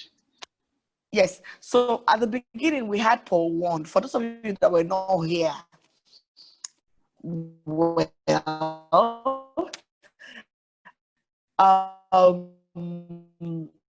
but for those of you that were here, you can just go right into it. I'll share it now on the screen. Before we say another thing, a big thank you for that awesome presentation. In meeting room, it's like people are informing people and people are struggling to come in here. I've been receiving WhatsApp messages. I've told some of them still come in. I know it's not easy for them to just patch in at this time. So I would explain a couple of things that we need to do. But quickly, I want to put the second poll. She really prepared for us today. So I'm going to put it up. Can I just say that the essence of this second poll is, with this little knowledge you have now of EQ, there's no need hearing and not doing. We must not only be hearers of the word, but doing. So I'd like you to choose, and I'd like you to put the number of what you choose to do in the chat, because it gives me an idea of what people need. So I'd like you to choose one thing you're going to start doing today that you haven't been doing before. Choosing it creates an awareness within you. As I said before, you name it. If you're able to name it, you can tame it. If you choose it, you can do it. So that's the beautiful. So we're sharing the second one now. The second one is titled Poll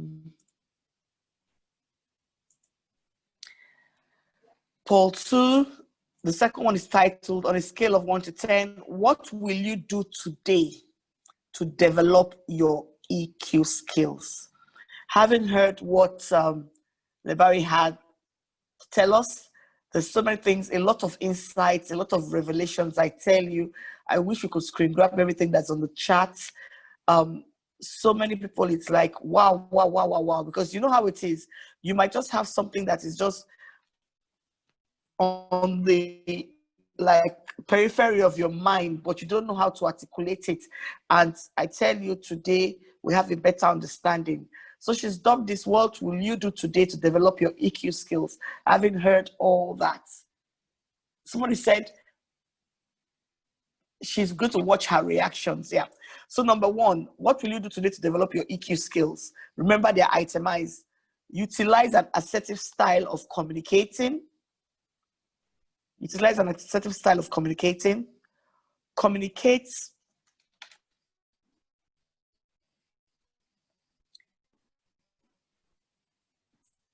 There are options and needs in a direct way while still respecting others. That's two. Sorry, it's two. I think, Lebari, that two is actually one item. So you communicate your skills and in a direct way while still respecting others. Heading and then number three, respond instead of reacting to conflicts. So we're going to jump straight to yes. Okay, respond instead of reacting to conflicts. That in times of, am I connected at all? Can you see this now? Are you seeing the slides changing? Yes. Yes. Understand that in time.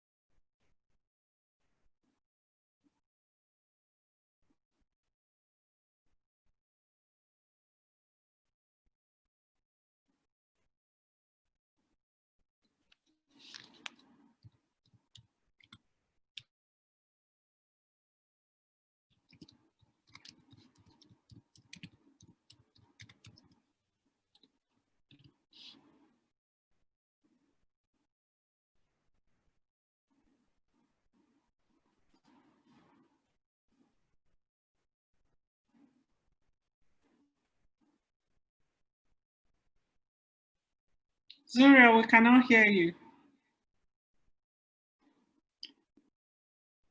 Zuriel, are you back?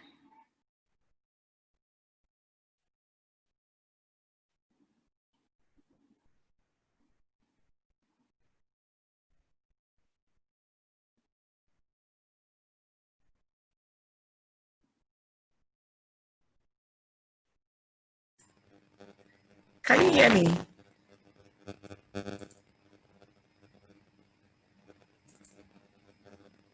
Okay, you're back on now. But you're breaking. Okay, can you hear me well now? Yes.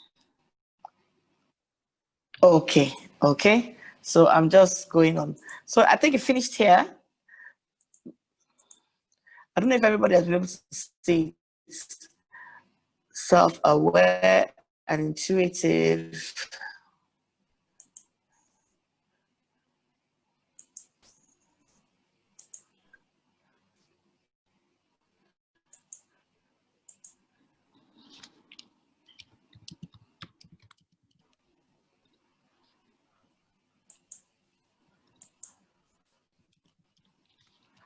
I'm repeating it again.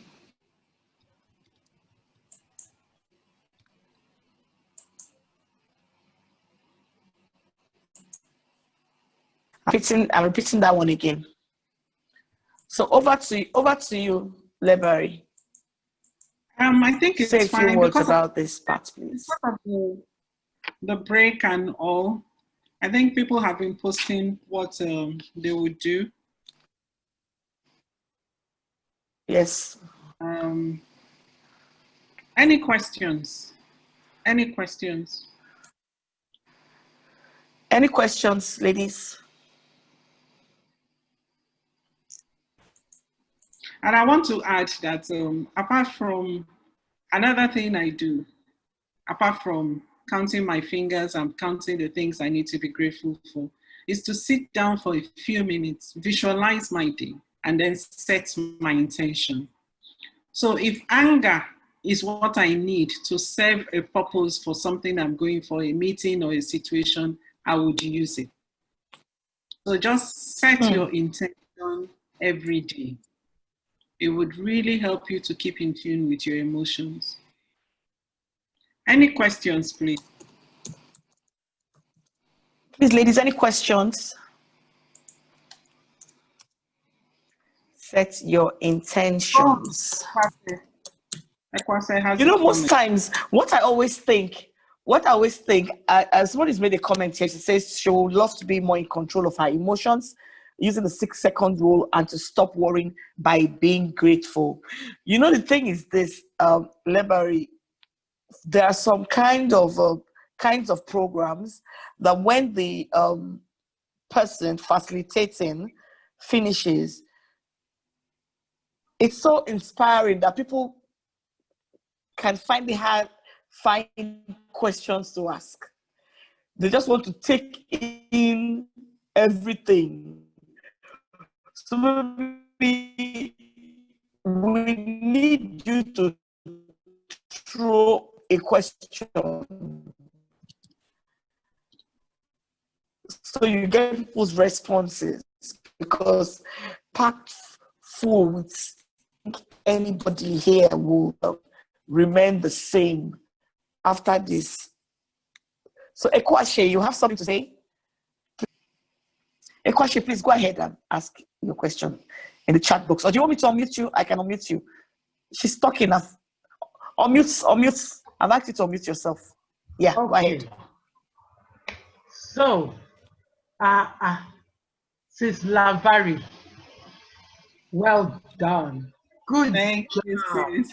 I'm very excited, and you know I'm your fan. Now, I don't know if we're all women here. Any male here? We are all women, all women, all women. Good.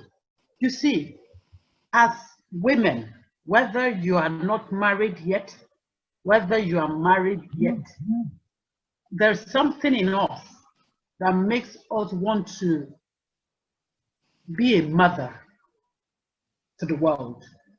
So you take, for instance, you are married, you have your children, The truth is, you want the very best for your children.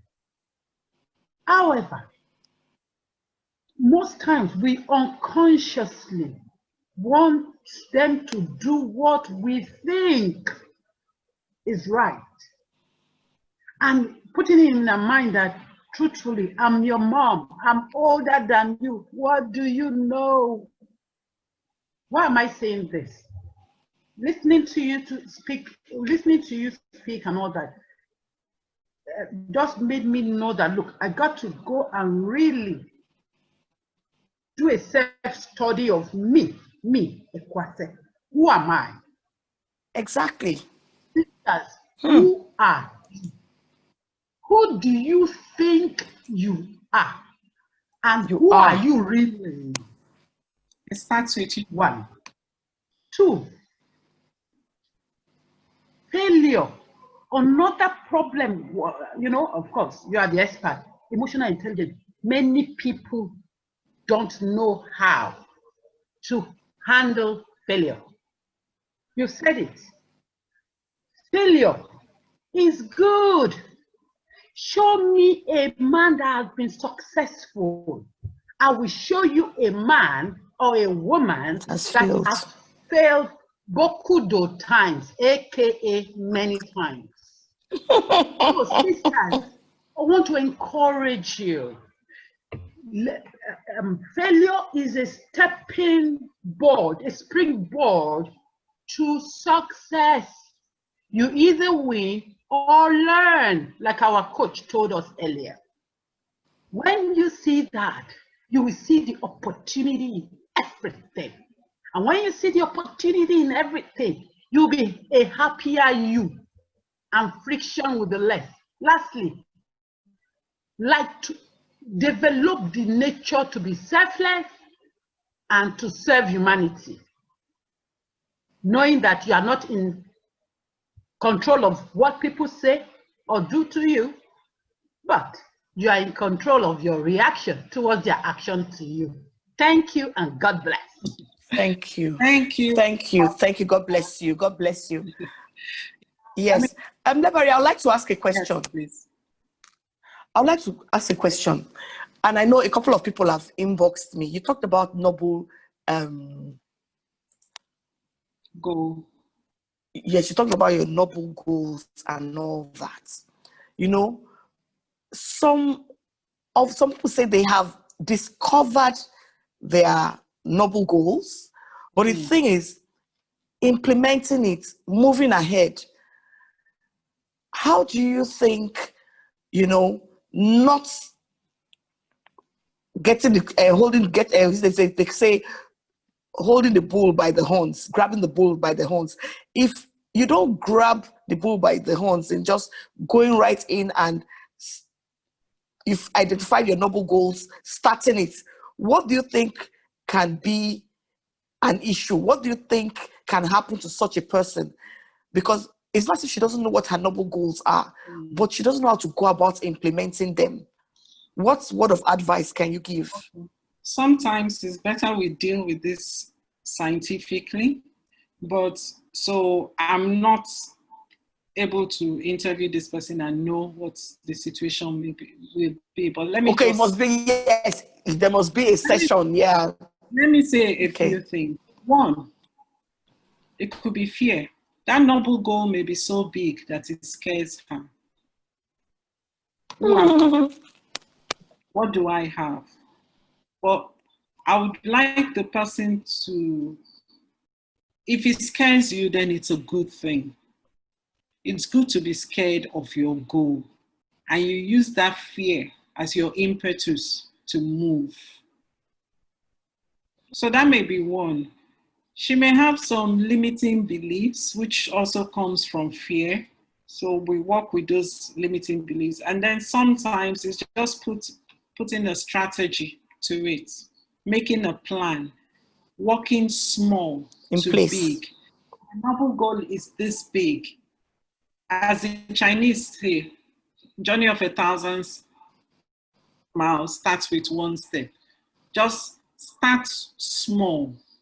Start small. Your noble goal will be to work with all the children that are disadvantaged. Where are they?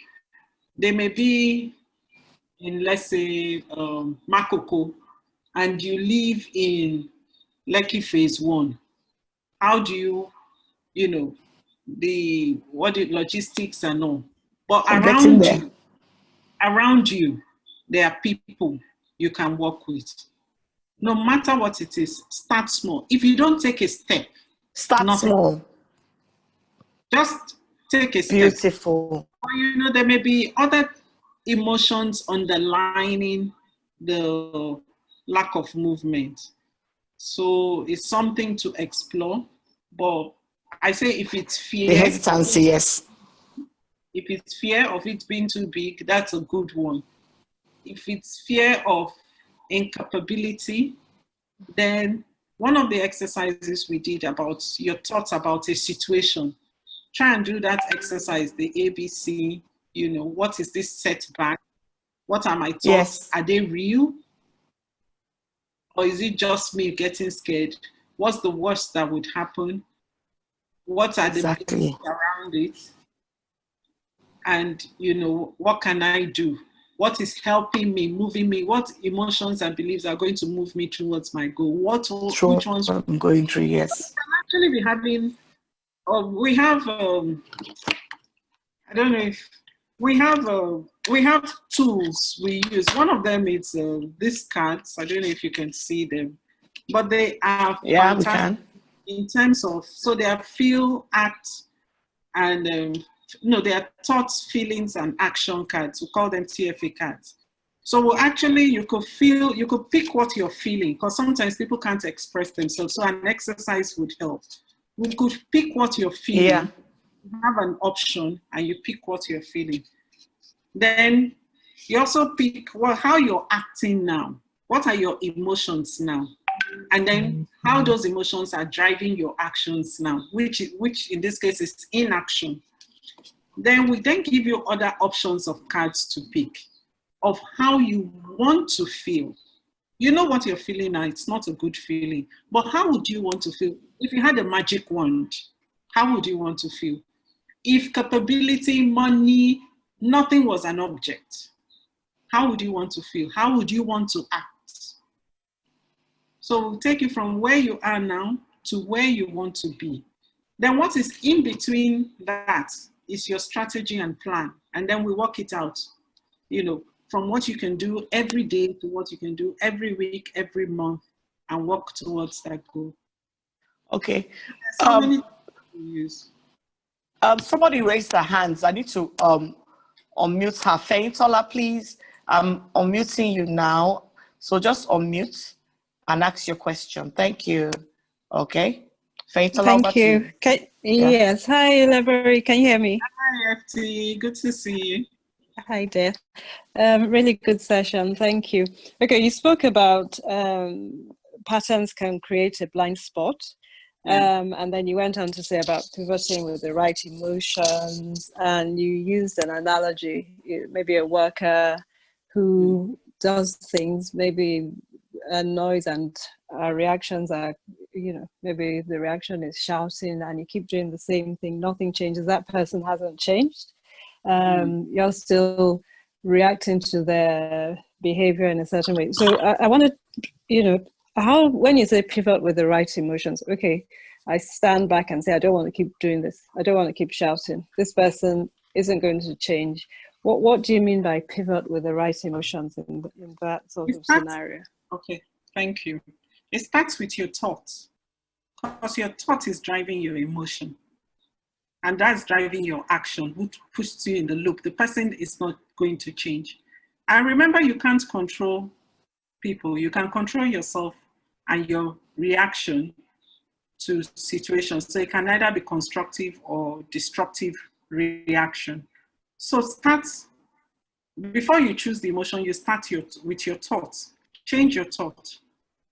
What could be the issue with this person? Why are they not reacting?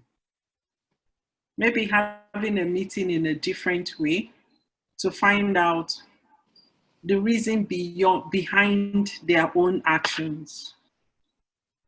And really, you can't change people. If they've been, you can inspire them, you can influence them to change and help them to see your point of view. But you have to be able to know when to let go or to keep pursuing that change. One of the prayers I love so much is the serenity prayer. God grant me what is it again? The wisdom to change the things I can't. No, is the strength. First of all, is to know the thing. God grants me the courage or what to know the things I cannot change, the strength to change the things I can, and the wisdom to know the difference. Mm-hmm. So you know the things you cannot change, because if you keep going, if you keep trying to change that thing, it's like hitting your head on a wall. You will hurt yourself Over and over again. You can't get new. Then you can't get a new result. The things you can change, you have the courage to change them. If you can get the courage, then the key is the wisdom to know the difference. Know the difference. Think your thought about that person. That will change your feelings and then your actions. But definitely, if you're doing the same thing over and over again, I mean, there are many layers in between this, which we can't get into now because we need to sit down and have a discussion. And yes, sit down, talk. Yes. Issues are. But everything comes from your thoughts. It will change your feelings. Yes. So how could another person, what do you think this person's mother thinks about the person? Could there be something good about this person? And then could we focus? Exactly. Despite everything the person does wrong, what's the good thing, one good thing about that person? Because everybody has a good side. Even a thief, a criminal. Even they say a criminal. Yeah, that's one side. Ugochi, thanks for that. Yes. There's one side that is good. Let's start from there and build it. And again, you have the discussion. It's important. There's so much there's so much there, and it's not a one-day thing. It's a process. The spectrum is you've really, really tried today for us, and I'm so happy you did. But I'll have to ask you one more question, please. I know we're keeping you longer than we intended, but just help us, I first spoke about somebody who had identified her noble goals, but was hesitant, was hesitating in the beginning. But there's someone here who is asking, how do you discover your noble goals? Okay. You can start with, I think I put it up here somewhere. Ask yourself questions. Okay. Start with yourself, even before you try and maybe work with somebody. So what inspires you and why? What inspires you? Why? What is it? Who inspires you and why do they inspire you? What is it about them that motivates or inspires you? What makes you feel good about yourself? I mean, when we do things for people, we feel good about ourselves. But there's, out of that doing good, sometimes, I mean, most of the time when you give some money to somebody, you just give it. For me, if I give money to somebody, but if I spend time, if I give my time to somebody, I feel more fulfilled. If I feel more fulfilled. Yes, if I spend time talking to somebody, I feel more fulfilled than giving money to the person. But I can't have time to talk to everybody. So if it's money they need and I can, it doesn't make me feel fulfilled. So you think, what inspires you? What makes you feel good about yourself? What is unique about you? What do you have to offer? What are your innate gifts? What are your innate talents? So is that something people would Mhm. normally come to you? You're in groups, you're in WhatsApp groups, you're in church group, you're in social group, business networking group, da, da, da, da. Is there something about you that people would normally just gravitate towards you Over for? and over, they keep asking. Mm-hmm. Like I gave an example, I know what my position is in my family. You know, everybody in my family, we know if we want something done on fashion, we know who to go to. If people want something written down or a business, they know who to come to. You know, They'll different come things. to you. So, who are you in all this? So are you saying that the you is the core competence you have? Core The competence. core competence, yes. You can't do everything You can't successfully. you can't do what doesn't give you joy. You can't do what is. I mean, you can learn a capability. If you think, okay, I Yes. want to do this, this would give me joy, but I'm not capable. You can go and learn it because you have that driving Yes. force that will enable you. Yes. But it starts with you deciding what you want to do. Okay. Thank you very much, ladies. You agree with me that we've actually kept you from 1 hour. We're now overshooting almost 2 hours plus, and I'm really grateful. I also want to take this opportunity to also, I just want us to listen to this very, very, very, intently and hear what I have to say now, please, ladies. Lebury has graciously given us 5 slots for one-on-one consultation with her. I'm going to put something on the screen. You're going to follow us on or go like our group, The Woman Called You, because Mrs. Upong, that's Lebury, she appeared as our facilitator here, because if I had to pay, I know fit PowHer series, it's free, or like some places you need to pay for registration and all that. So I just crave your indulgence. I'll put the group page. You're going to follow this, not follow, you will join The Woman Called You. You will join the group. The Woman Called You. It's on the screen. The Woman Called You on Facebook. Request to join the group. And there's going to be a post concerning what we've been taught today. So what will happen is she's going to pick the Philistine library. I won't have anything to do with the picking process. You will read them. And so what you do is you will give me the question I should put up there. No, You give me the question I'll put up there. Question. You just put something that you need people to have a conversation. Then you just pick, because we have how many people on here, and because this is a continuous thing for me, because apart from 5 slots, there's some of you consulting for, so Lebury, I think you have like a flyer or something, right? Because a soft copy, I want to put it on the group page as well, because this just scratches the surface of what you do. Your capacity is quite, vast. And I tell you, there's so many of us on here that can benefit from it. That's the little we can do for all this time you've spent with us and all. So, ladies, if you're listening, go join the group, The Woman Called You.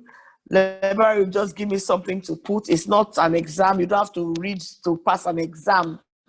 But, for things like this, so there's transparency, due process, and she knows what she's expecting to see. I don't think it's a long essay would have to write or anything.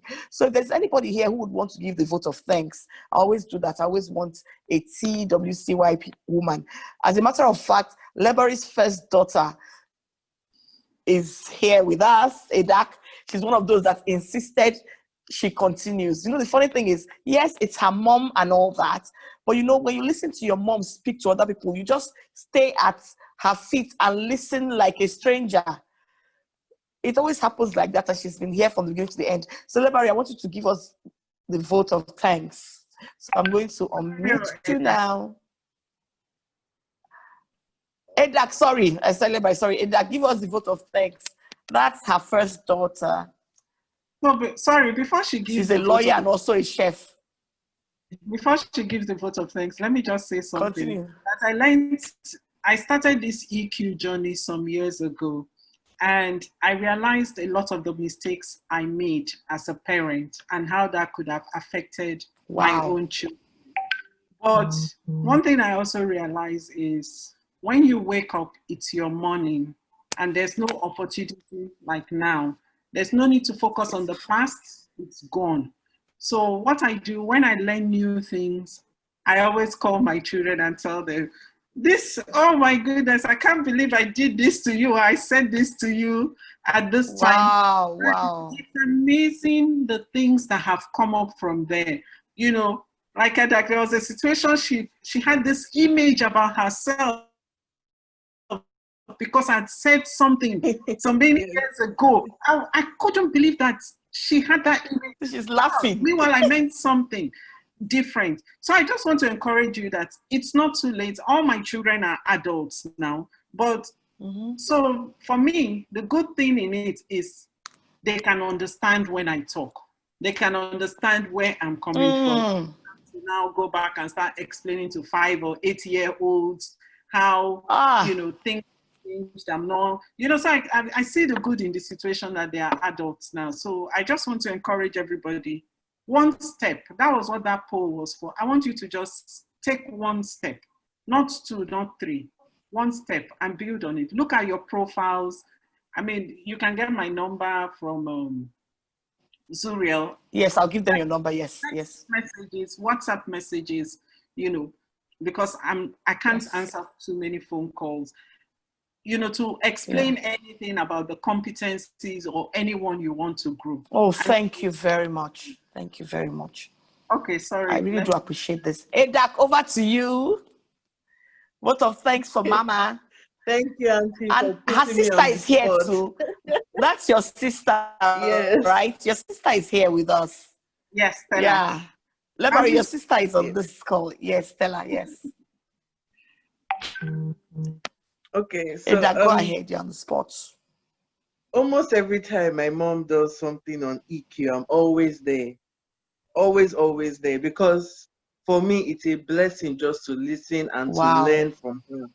You know, because every single session she does, it's like I always have to make sure I have a pen and paper. Because the first time I didn't, it was a mistake, a huge one. So like, because we always learn so much. Yes, it was a huge one. So we always learn so much listening to her. And, you know, she's always stressing that, oh, I don't want to go over time. And I'm like, why are you bothering yourself? People will be happy for you to go over time. Because, well, you know, it's like she's sitting on a gold mine with EQ. And I mean, she's just so blessed with the way she's able to talk to people, to relate with people, and to now have EQ to back that up. You know, so she's just a blessing when it comes to talking to people like this. So I just want to say thank you for everybody who came, because I know that I'm not the only one who enjoyed this session. I know I'm not the only one who learned something, who is going to implement it in their lives. So thank you to everybody for coming. Can I see everybody's your hands in the air if you know that you enjoyed this session? No, you don't understand. So she did me a world of good. She did me a world of good, Edak. No. So we have everybody agreeing and accepting. So my dearest, yes, I'll call on Dr. Gochi, are you here? Because we'll soon be leaving if you are here. Because if you notice, there's something she kept on doing. You know, whatever you do, your constituency, your main constituency will come out. So we can see she's a woman of faith. So I'll call on Mama Licious Ebere Obilo. Just give us closing prayer. Somebody, okay, raise a hand. Closing prayer, because we need to pray Let all these things stay in our head. And I pray that the group of women who have come today, in no distant future, the level of our EQ will not only help to shape, but also mold not just us as we pursue personal growth, but also our children and everyone that comes in contact with us. So if Mrs. Obilo is there, please just give us a closing prayer. Then we go. And please, if I forget, lest I forget, those of you who didn't receive the test, please drop your names here. Everyone will close. I'll just quickly take your names. I will have all your emails. Hopefully you're all registered, and I will send them to Mrs. Lebery, and she would forward your tests to you. So please, Mrs. Obilo, if you're there, can you just give us the closing prayer?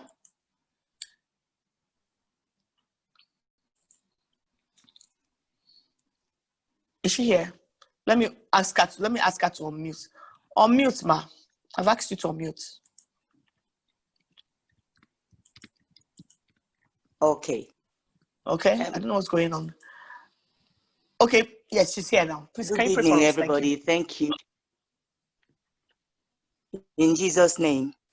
Amen. Good evening. Heavenly Father, we want to thank you for such a great opportunity. I want to thank you especially for myself not to have missed out, and for everyone here who participated. It's such a huge blessing, and we return the glory to you, Lord, in Jesus' name. Amen. Father, we pray that Amen. everyone who has participated, our lives will never remain the same. We are changing for the better. Amen. We are changing even to lives. We are changing even to pursue greater goals. And indeed, we are changing to build a better community in the name of Jesus. Amen. Father, for our facilitators, oh God, that Lord, you increase their wisdom. Father, enlarge their capacity beyond their imaginations. In the name of Jesus Christ. I ask, oh God, we will not lack. When we help, Lord, the heavens will open even for them in the name of Jesus Christ. We will not be the same as we have come. We are changed people, everyone. Our families will be impacted. Our generation will be happy that we attended this meeting in the name of Jesus. Help us, oh God, because your grace is already for us.